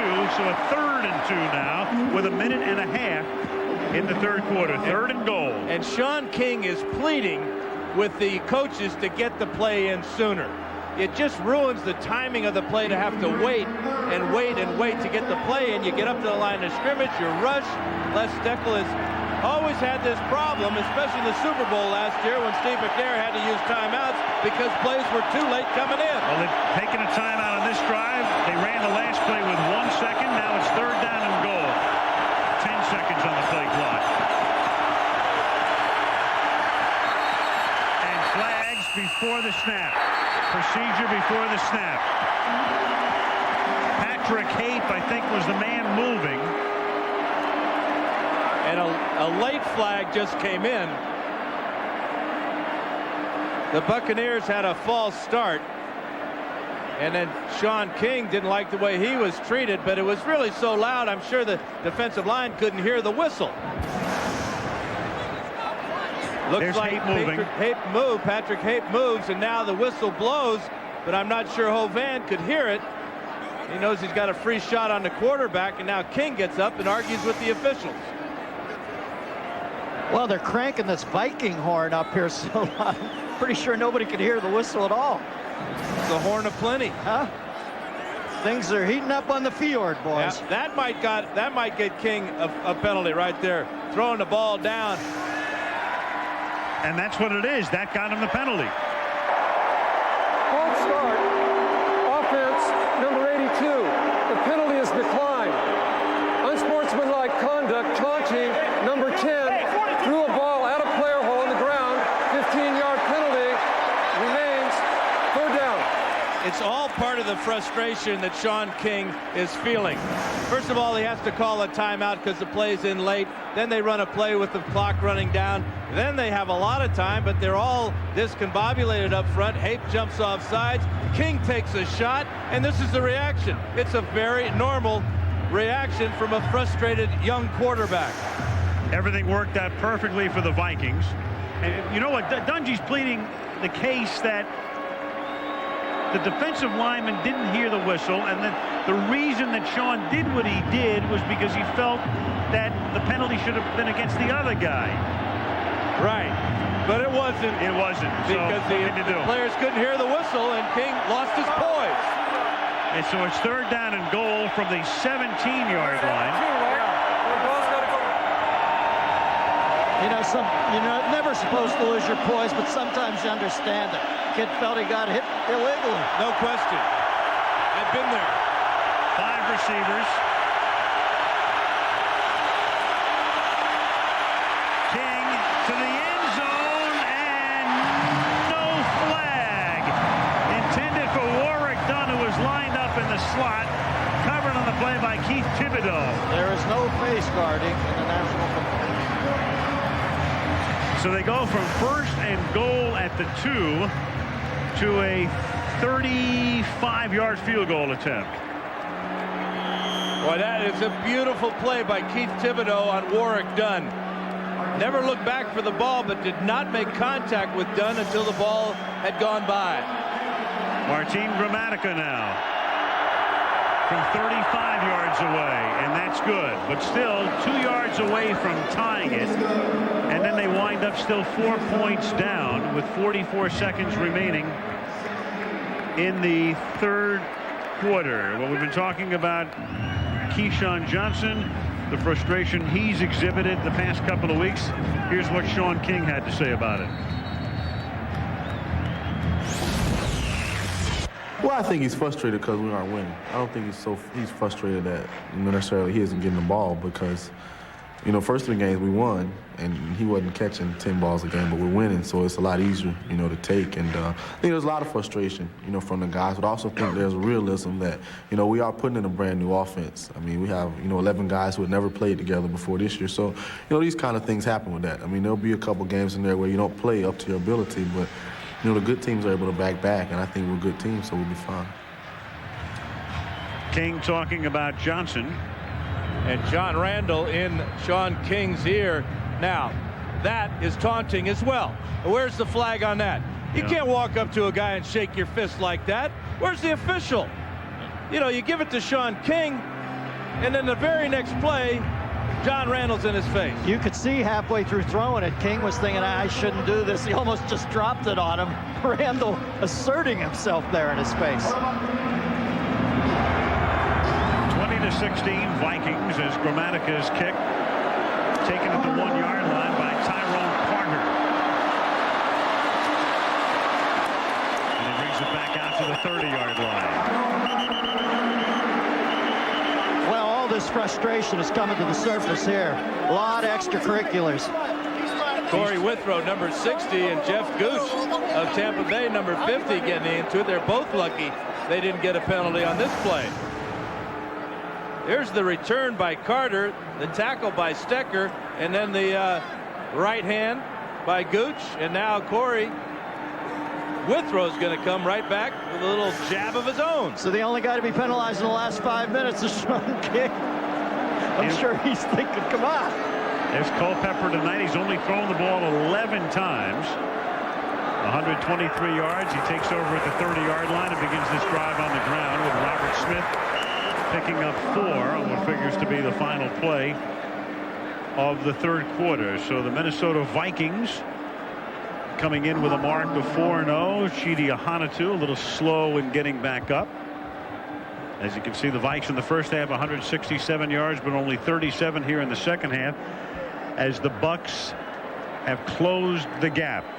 End of 3, Vikings 20, Buccaneers 16, and Monday Night Football from Minneapolis returns after this message from our ABC stations.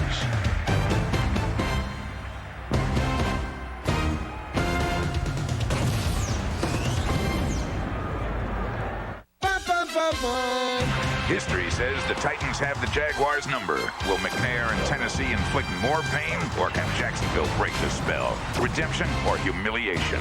Monday Night Football, next week at 9 Eastern, 6 Pacific. How do we pick the classic rock at CD 94.7? We use Rocky. Let's try Milli Vanilli. What do you think, Rocky? Girl, you know it's true. Now, let's try the Stones. Now let's try Tony Orlando. How about the Beatles? CD 94.7, 100% classic rock. How about Kevin Matthews? As it turns out, the recent frost will have no adverse effect on this year's orange crop.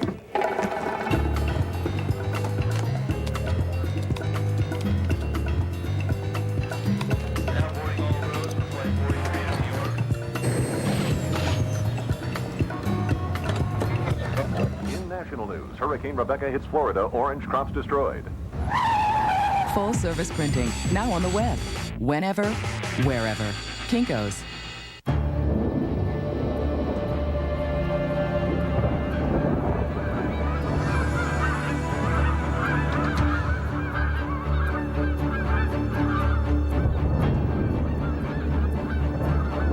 Chevy Blazer LT, the only vehicle in its class with OnStar and lots of other security features. A little security in an insecure world. Blazer, like a rock. Garlic might help you live longer after the game.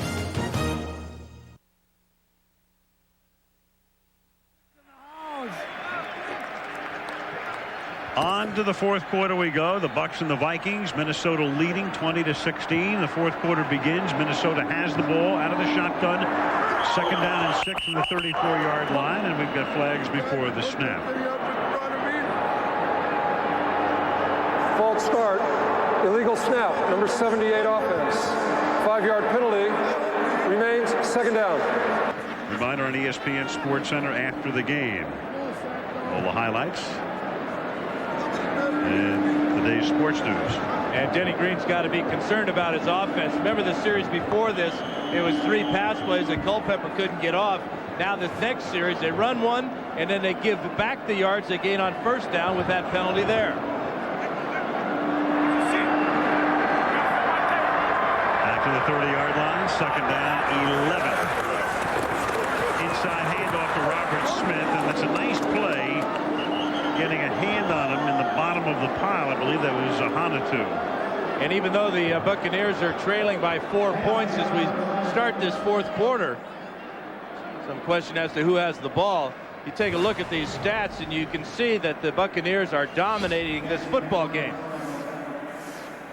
The passing yards, the total yards, but the reason they're dominating is if you look at the time of possession on third downs, Tampa Bay has been able to convert on 7 of 11, while the Vikings are only 1 of 6 on third down. And here's another third down play for them at the 30-yard line. Third down and 10. Blitz, look out, down he goes. Big sack back at the 16, and it's Warren Sapp. They may change the name of the term for tackling the quarterback to sapping the quarterback. Warren with another one. Here he is, just relentless. He's got all the physical tools that you want in a defensive tackle. NFL Defensive Player of the Year last year, and that's 5 times now that the Bucs have got Culpepper down. Not an easy task. Well, the thing, like you said earlier about Sapp, you just have to keep blocking until the whistle blows. Flag down. That was the Sapp for sack is 7th and a half of the season as Andre Hastings brings it back to the 42, loses the ball. Remember, a flag was thrown at the snap at the line of scrimmage. Vikings are sure they have it. Initial indication is they have it. Dwayne Rudd ripped it loose. He went for the ball and not the tackle, and he got the ball. Now the question is, what's this all about? At the snap, there are 2 of them. One thrown by the line judge, the other by the head linesman.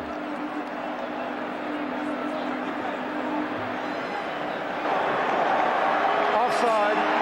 Defense. Penalty is declined. Result of the play. Fumble recovery. First down. Another monster penalty against the Bucs. Monster penalty, lining up in the neutral zone, and then a monster turnover. After a very clean third quarter, the Bucs start the fourth quarter with a huge fumble. Look at this move right there. Jumping off sides before the ball is snapped.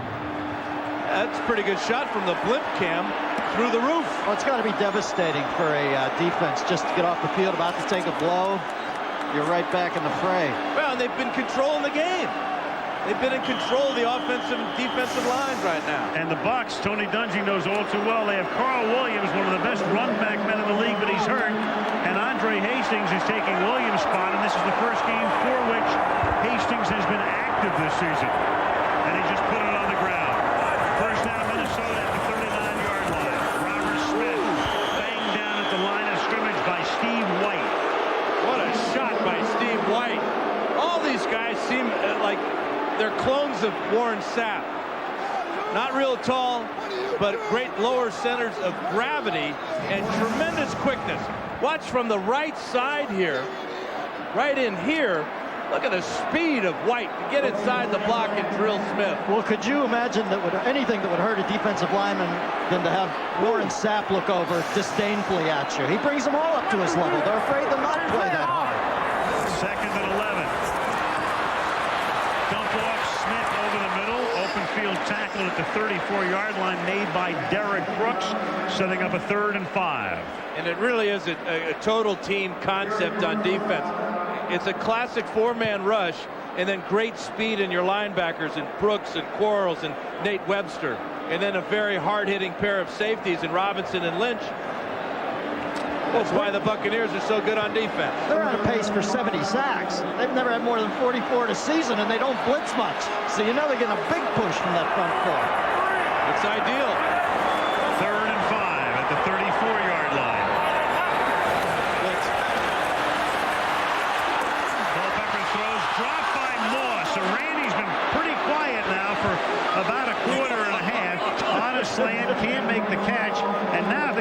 kick a field goal. They're looking at about 52 yards. And Sapp is right in Moss's face. If he makes his catch, it's going to be close to picking up the first down. Ball is thrown a little bit off target, a little bit behind him, but Randy Moss makes that catch all the time. And now Sapp right here. I think Warren's telling him that Sapp is further up the tree than Moss. Now Anderson to attempt a 52-yarder. Moss tonight, 2 catches, and they came on successive plays in the first half. That is blocked. Huge block. Picked up on the run by Donnie Abraham. Touchdown, Tampa.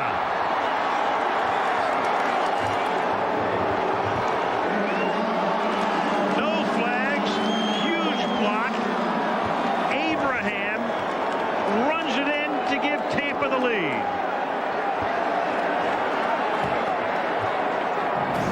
Again, it's a long kick, so that means Anderson has to drive it. He can't afford to get it up in the air as fast as he'd like.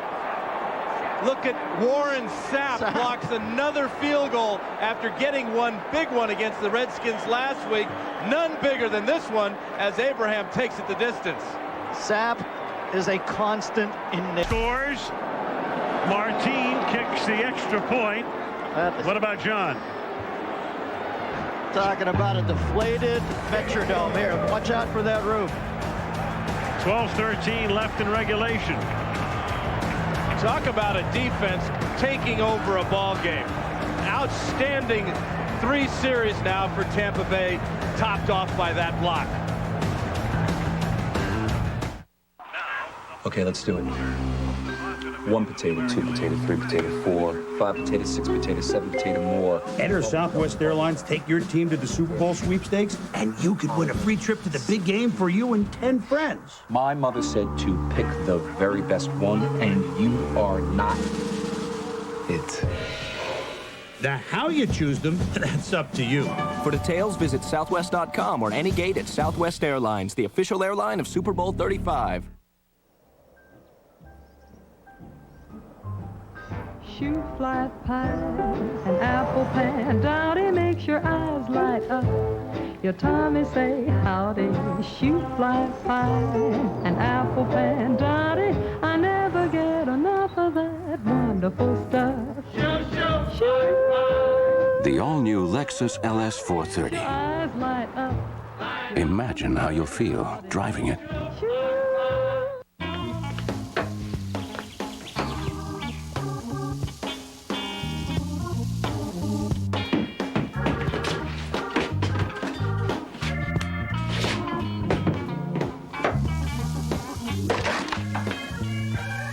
Harvey. Hey, Ted. That was my last one. Moving on, guys. He's dry. For the great taste that won't fill you up and never let you down. Eat it. Make it a Bud Light. I'm John Drury. Tonight after the game, making one of your favorite foods safer and how the flu shot could protect you from another serious illness. It's all after the game.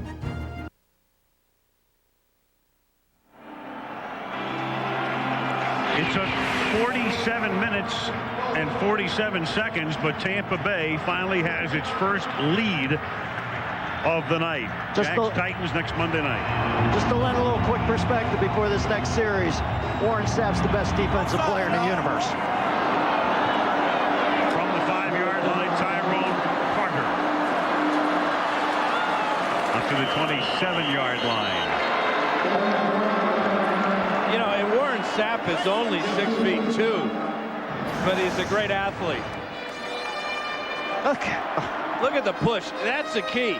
He split Dixon and Mitch Palmer, the snapper, and got between the two of them and got his left hand up high enough to block that low kick of Gary Anderson. You know, Tampa Bay's defense is so good, I think they could hold St. Louis to 35. We will find out, won't we? Right. We have that Tampa-St. Louis game the next to last Monday of the season. Late December. First down from the 27-yard line.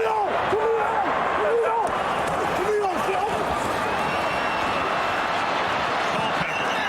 And down he goes at the 22. He's wrapped up by Rondy Barber. Look how they feed off it, man. Well, they lured him into making an audible at the line of scrimmage, and when he changed the play, the Buccaneers changed their defense. Culpepper came out looking for the quick throw, had nothing, kind of panicked, rolled out, didn't throw the ball away, lost about 4 yards.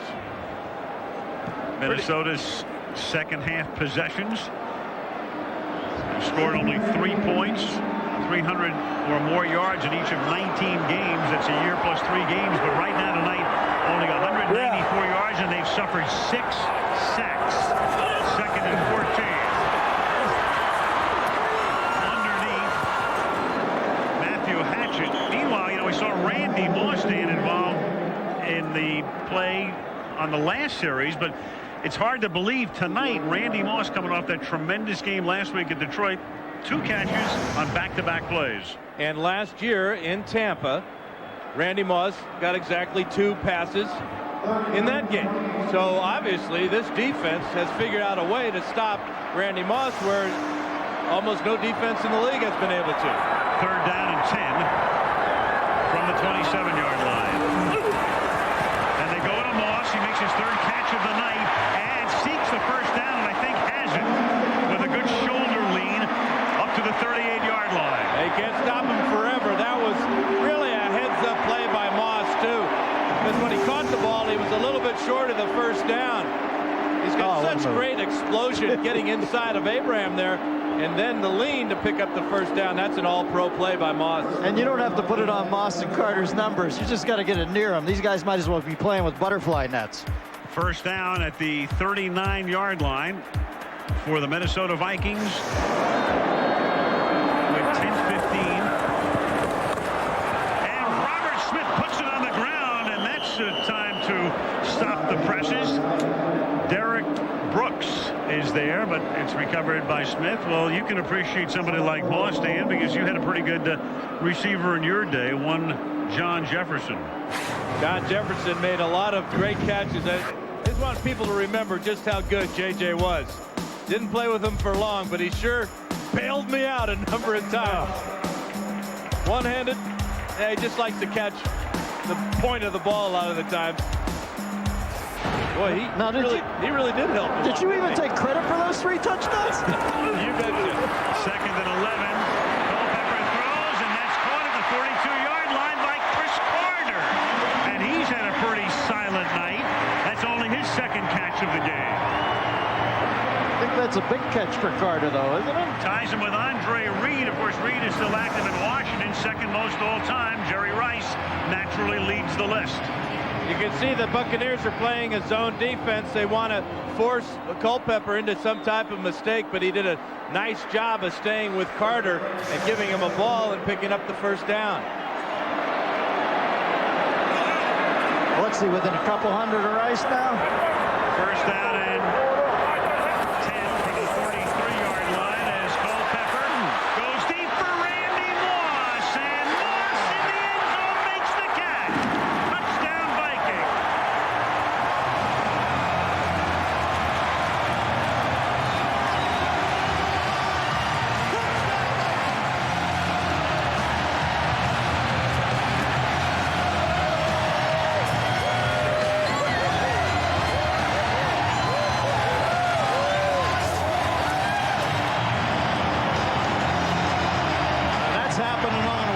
basis now. Yeah, the problem is that defensive backs are so in awe of the speed of Randy Moss that they forget to attack the ball when it's in the air. Donnie Abraham had position. He just did not make the play on the ball. Same thing happened in Pontiac last week. Anderson for the point after. So Moss was pretty quiet for a while, but not now. McCombs' team up again.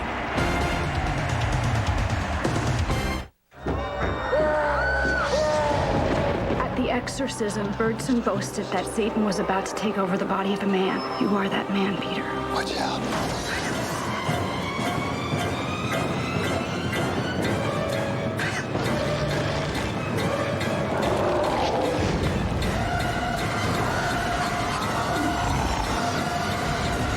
Lost Souls. I'm always scared that I could be one of them. Rated R starts Friday.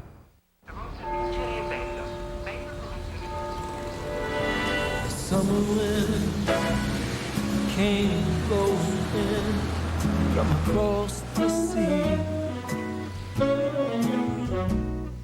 It lingered there to touch your hair and walk. The all-new Lexus LS 430. Imagine how you'll feel driving it.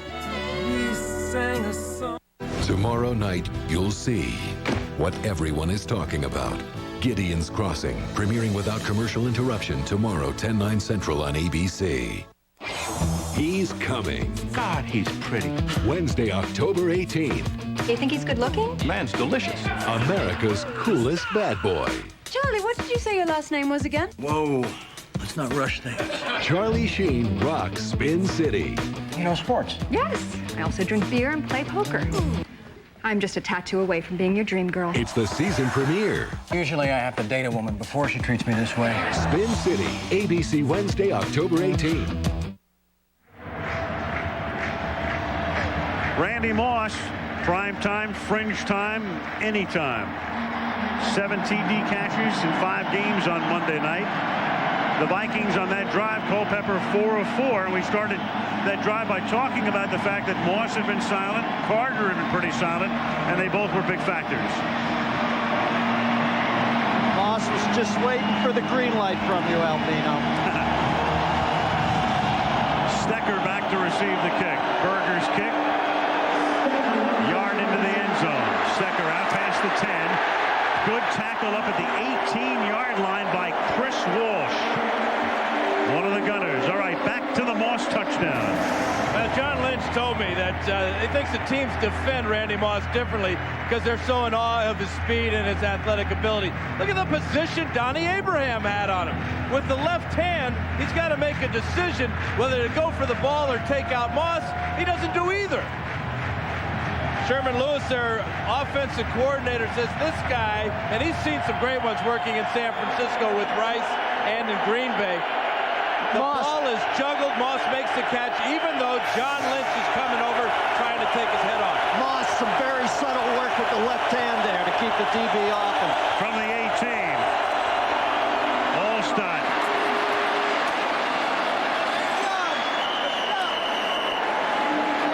Meanwhile, what was Culpepper doing when Moss was making that catch? Here was his seat. He's absorbing a huge hit from Brian Kelly, who is coming a little bit too late on the corner blitz.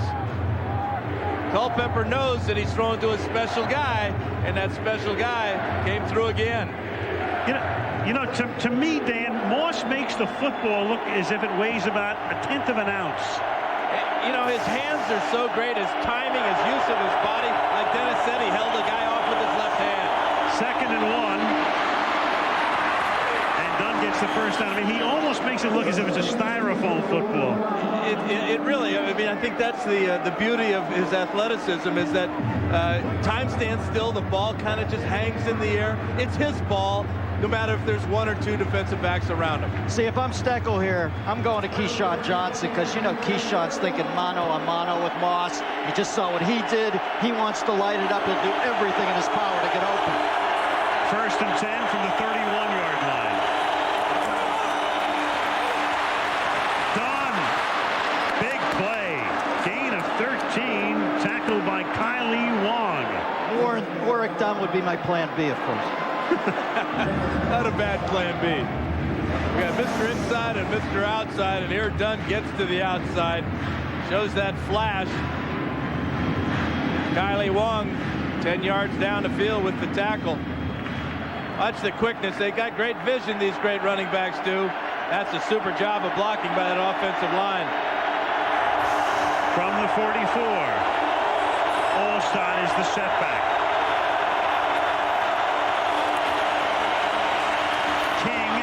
For Johnson, who adjusts and can't make the catch. He got position on Chris Fishman, who hung with him and helped to break up the play.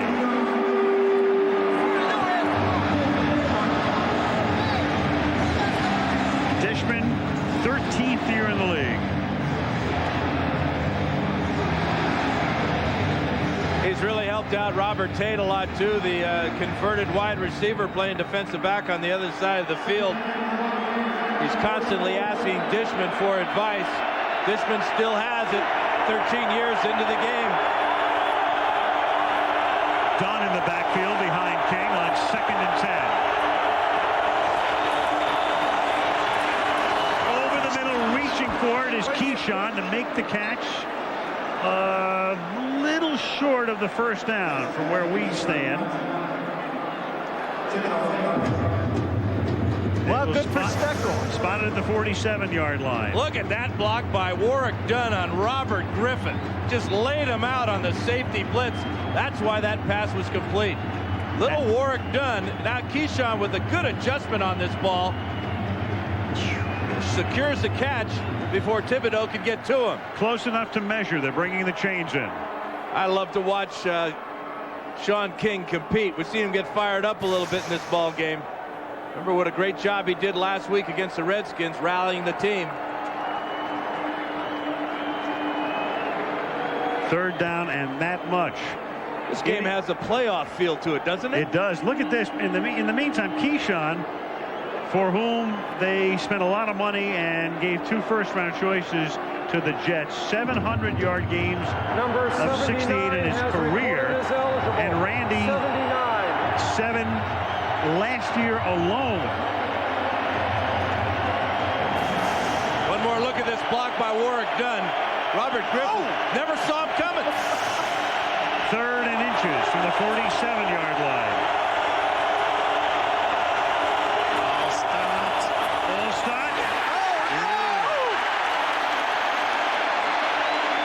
Stopped by Tony Williams. T-bone. And now I'm not saying you're compelled to go for it, but you almost have to. I don't know. With this defense, I would rather punt and let my defense get back on the field here. Yeah, I'm not sure they have the quickness. The Vikings are just too quick up front for Allstott. Well, Look they're going John to go. Randall here, Al. They're going to go for it on 4th down and 1, and the play clock is already down to 3, and they just do get it off, and it's Allstott, and he's looking to throw, and wide open, he overthrows Todd Yoder. They called the dead right play and couldn't pull it off. And I guarantee it's because the play clock was running down. Guys get nervous when the play clock runs down like that. Absolutely. Allstott, not used to throwing the ball, really carried his fake out well. But he knew when he let it go, he threw it too far. Great idea.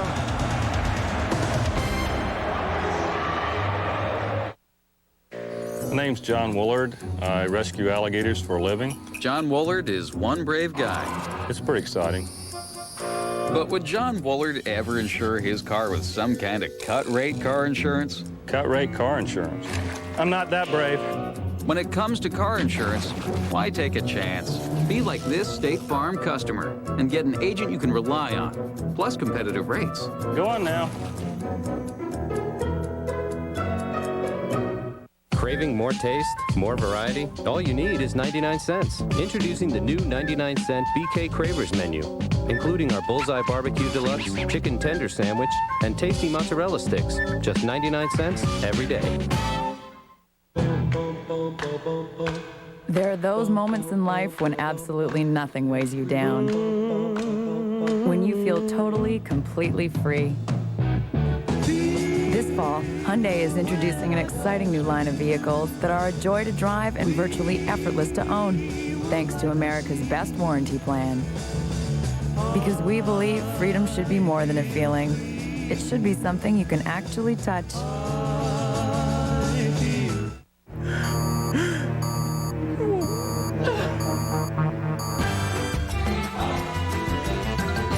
Luckily, OfficeMax delivers right to your door for free. OfficeMax. You supply the ambition, we'll supply everything else. Dharma and Greg's new season has some shocking revelations. Oh, God. We can't tell you, but here's a clue. We let Timothy Leary babysit for you. The big premiere is tomorrow on ABC. That was only the second pass of Mike Allstott's career. They got the play off with a half second on the play clock.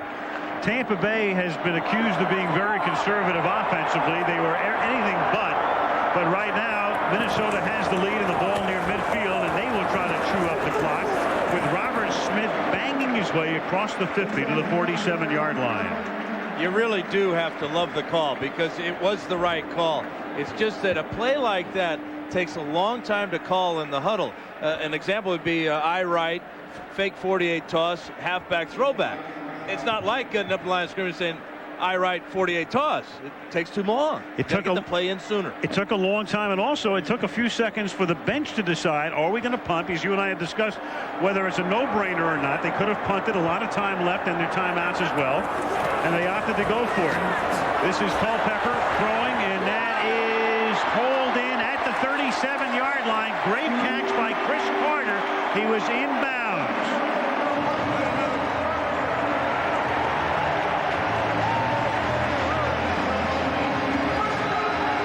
When the Bucs threw a halfback pass, well, 2 weeks ago they lived a nightmare, of course, in the Jets game. That was Keyshawn's only catch of the game, and you know the way it ended. Curtis Martin to Wayne Corbett, and that jersey was on the back of Dennis Miller, on tonight's scene set right there.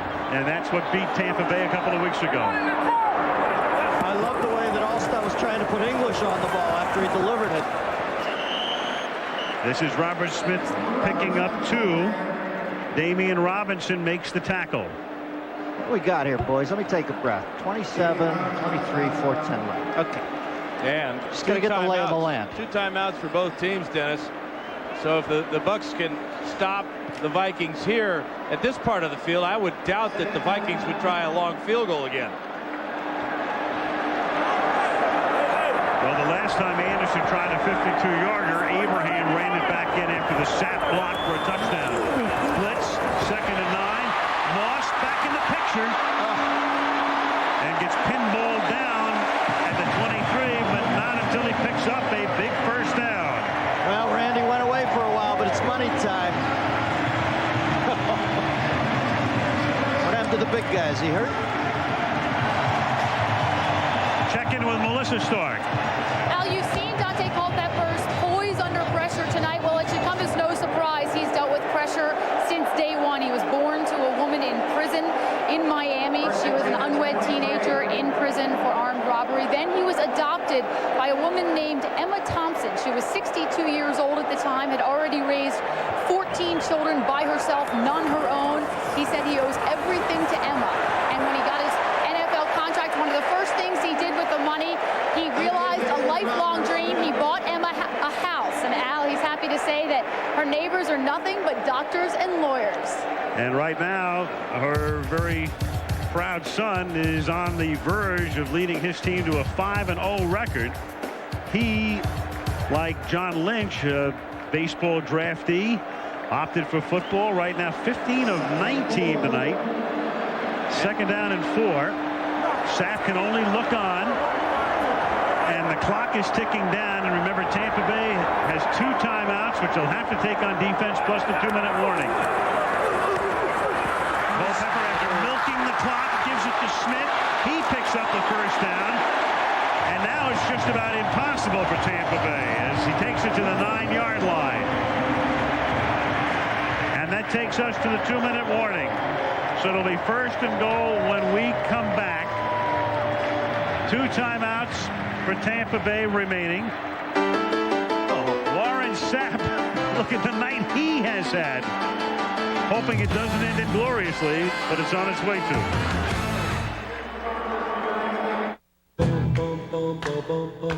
There are those moments in life when absolutely nothing weighs you down. When you feel totally, completely free. This fall, Hyundai is introducing an exciting new line of vehicles that are a joy to drive and virtually effortless to own, thanks to America's best warranty plan. Because we believe freedom should be more than a feeling. It should be something you can actually touch. There's shopping on the internet. Wow. And then there's buying on the internet. We've got a great new computer game. Winner gets your card number. It's called Who Wants to Run Up a Million? Welcome to the sub-basement of the Cyber Mall. But Capital One cardholders have no fear. Their cards are cyberized with online tools that make e-buying as leading edge as e-shopping. Click on CapitalOne.com now. What's in your wallet? This mobile internet, you can use it anywhere, right? Anywhere. Like Traveling. traveling. On business. Business. On the sofa. Really? Sure. Games, music, online shopping, it's all coming. It's coming all the way to the sofa? Yes, it is extremely mobile. Dad, your show's on! Dad, you're missing your show! No, I'm not. The Gina Davis Show premieres tomorrow on ABC. Monday Night Football is being brought to you by Bud Light. For the great taste that won't fill you up and never lets you down, make it a Bud Light. State Farm Insurance, like a good neighbor, State Farm is there. Lexus and the all-new LS 430. Imagine how you'll feel driving it. And Capital One. Capital One, what's in your wallet? Where was the crew pushing in from there, Al? Duluth. St. Cloud. Edina. First and goal from the 10. This is Robert Smith who threw that block on Sapp, and now Tampa Bay has to take a timeout. You know, we saw Red McCombs, who bought this team 3 years ago. Red has owned a couple of basketball teams. He owned the San Antonio Spurs. He owned the Denver Nuggets. He's owned minor league baseball teams. There he is, he and his wife Charlene, about ready to celebrate their 50th wedding anniversary in another couple of weeks.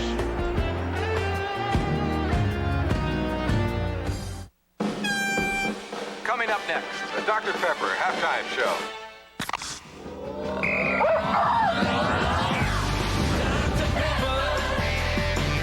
You make the world taste better, yeah. You make the world taste better. You make the world taste better.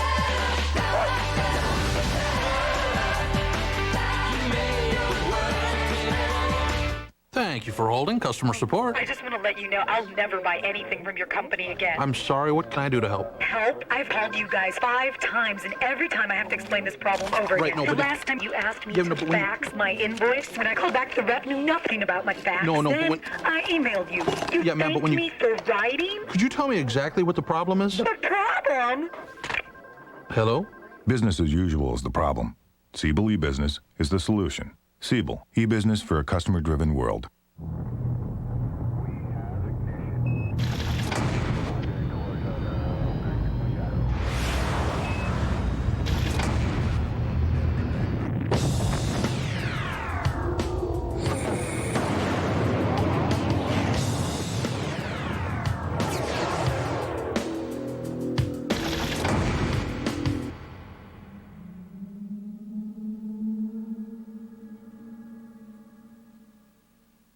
Ladies and gentlemen, check it out, John.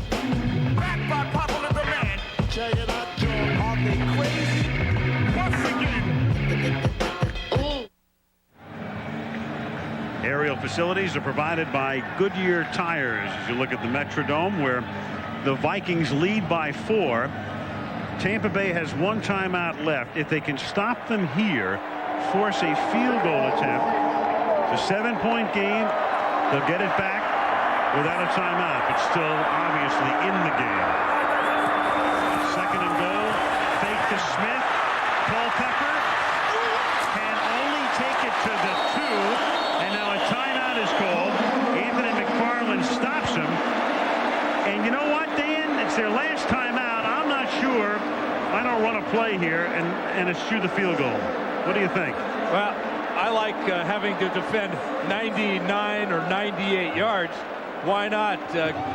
Culpepper really takes a lick here, too. McFarland's going to jump on his back. Culpepper carries him about 3 yards, and then they run into Nate Webster.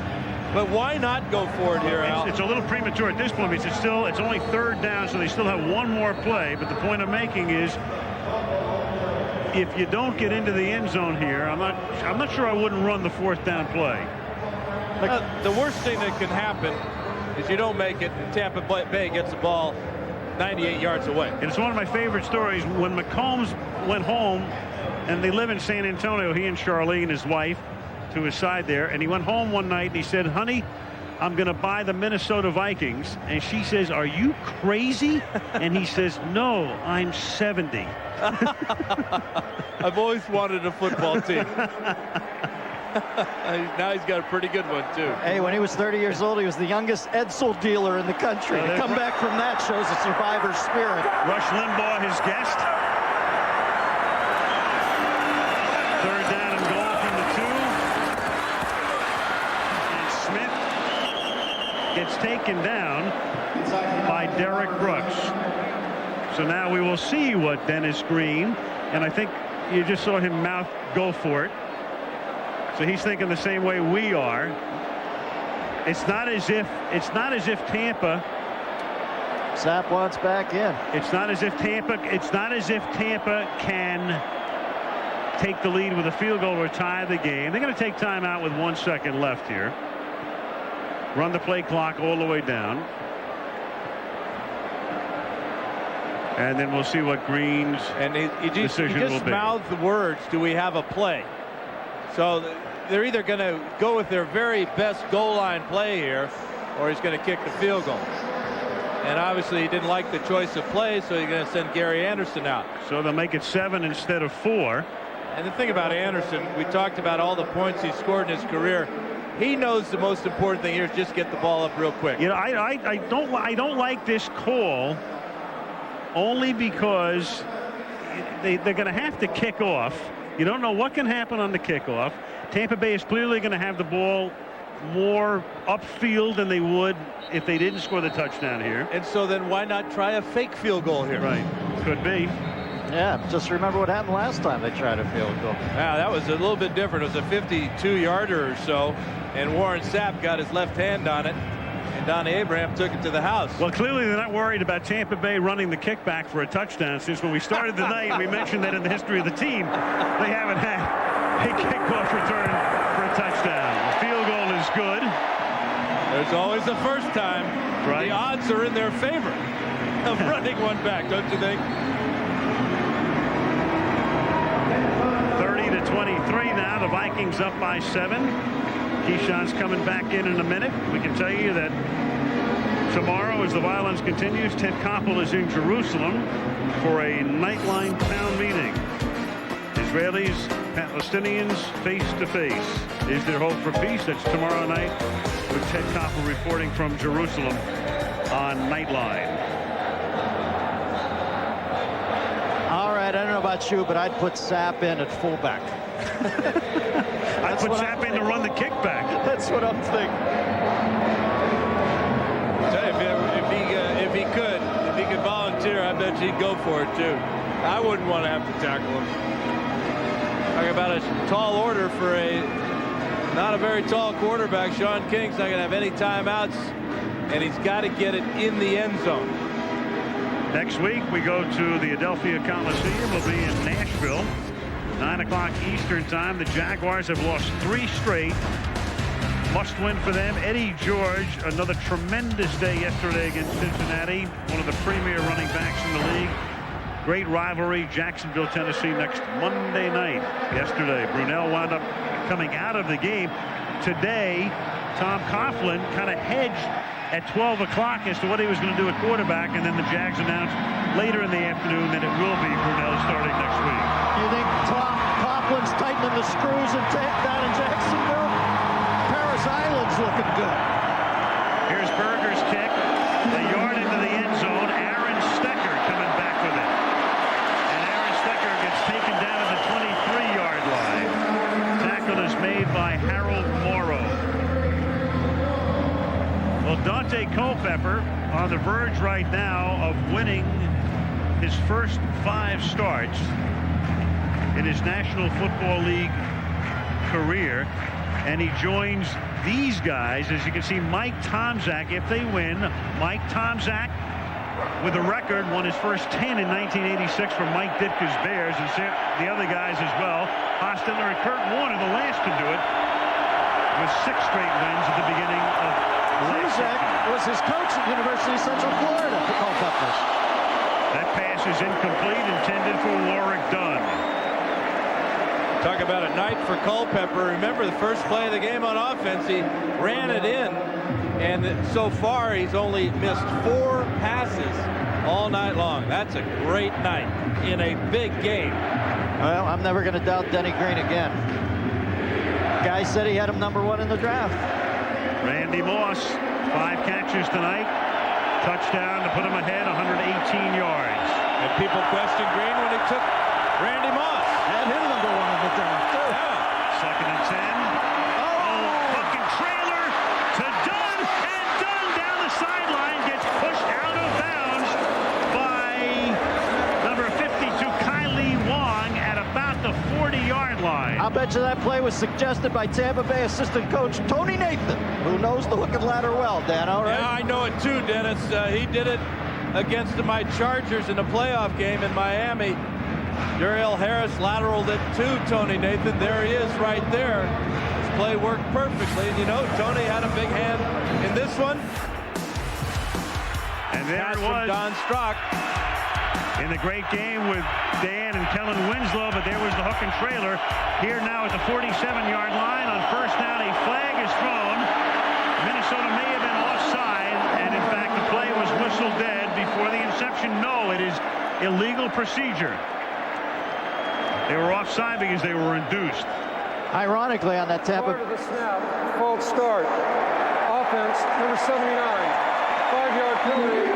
Remains first down. Also on that Tampa Bay assistant coaching staff, you got Herm Edwards, who was involved in the Pisarcik play in the Meadowlands. Between that and the hook and ladder, 2 of the oddest plays in the NFL the last couple decades.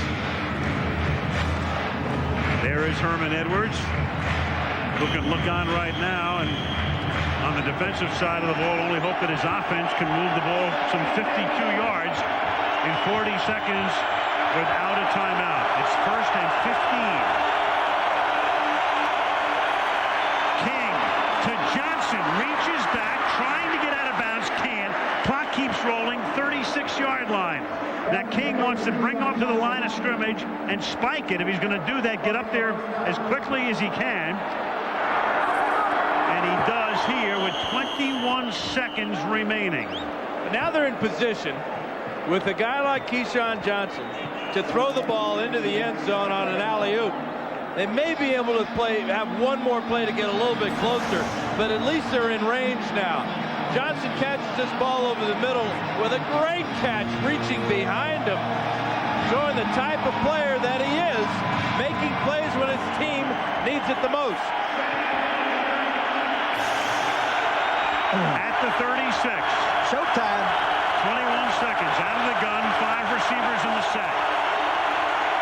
3-man rush for Johnson, and Johnson can't make the catch because he's whacked by Orlando Thomas as the ball is coming into his grasp at the 7-yard line. This is a great pass by Sean King and a heck of an effort by Keyshawn, but the hit by Thomas is just too much. Perfectly timed, and Johnson just can't keep the ball in his hands. Oh, he almost held it. Look at... Oh, great hit, great hit. I like the route, a little corner route. Beautiful throw by Sean King. Just a tad late. 3rd down and 10 now from the 36. King wrestled down by Randall. Start blow drying Teddy's hair. There's a temporary clock stoppage until the ball is ready for play. Now it's moving again. Here's the final play of the game, barring a defensive penalty. From the 44. King with a prayer. Into the end zone it goes. Incomplete. Hits the ground. Woo-hoo!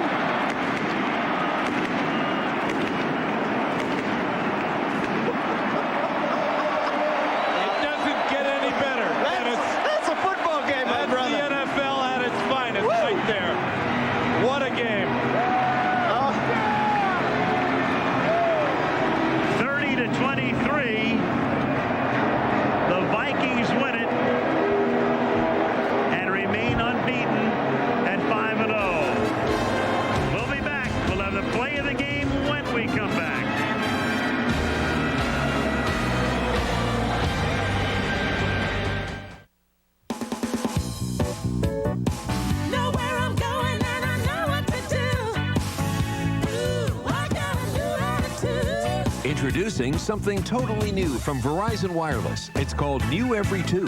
We'll give you a new digital phone up to $100 value every 2 years for free when you sign up for a 2-year agreement. So you'll always have the latest in wireless technology.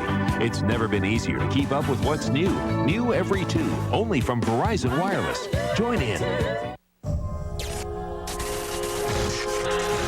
Do you remember anything after being scanned? A human was cloned. That human was you. Well, you cloned the wrong man. They'll do anything to destroy the evidence. And you're the evidence. Daddy? How do you know? He's not you, and you're not him. I know who I am. The Sixth Day. Rated PG-13. Opens everywhere November 17th.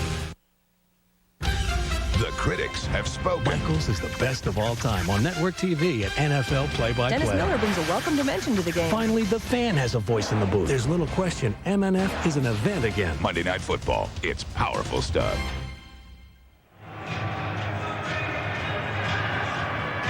Minnesota wins it 30-23. The Verizon play of the game. We're going to go back to the very last play here and look at how close this actually is. It is up to the officials upstairs to review it. What you have is the ball coming down. Robert Tate has it hit his foot. There is Jaquez Green almost coming up with the ball, but it bounces off the ground. But it was that close, and that's why you saw Warren Sapp looking upstairs. The league looked at it. The guys upstairs did and said they weren't going to review it. As it turns out, right call. Here's Melissa. All right, now, Randy, last week you told Dante Culpepper, trust me, just throw me the ball no matter what. On that fourth quarter touchdown pass to regain the lead, did you ask for the ball? Well, not really. They gave us the defense that we wanted. And, you know, we was kind of in the bind. We were down. You know, I just told our guys, man, just bite your lip. Let's stay together as a team, man. Let's try to make it happen. You know, our offensive line played a hell of a game. You know, keeping that defense out of there, you know, gave Dante a little bit of time in the second half to find me and Chris, you know, when given the opportunity. Chris came up with some big plays. Robert Smith came up with some big runs. You know, we just made it happen tonight. Congratulations, Randy. Thank you. Let's go over to Eric. With Dante Culpepper. Dante seemed like the Buccaneers blitzed a lot more in the second half. Yeah, they did do that. You know, they changed a little something. They wanted to bring the heat the second half. They did a good job of bringing it. Defensive line stepped up and played a lot better the second half. I got to give them a lot of credit. They're a good team. Thank you. Back to you, Al. All right, Eric. So the Tampa Bay Buccaneers come up a little short tonight. They've now lost 3 straight. They go to 3-3. They're 2.5 games back of the undefeated Minnesota Vikings. As we head to Nashville next week, the Titans and the Jaguars. On the East Coast, your late local news next. On the West Coast, 2020 downtown. ABC Sports is online at ESPN.com. And this has been a presentation of ABC Sports, continuing the tradition of excellence with another wild Monday night game.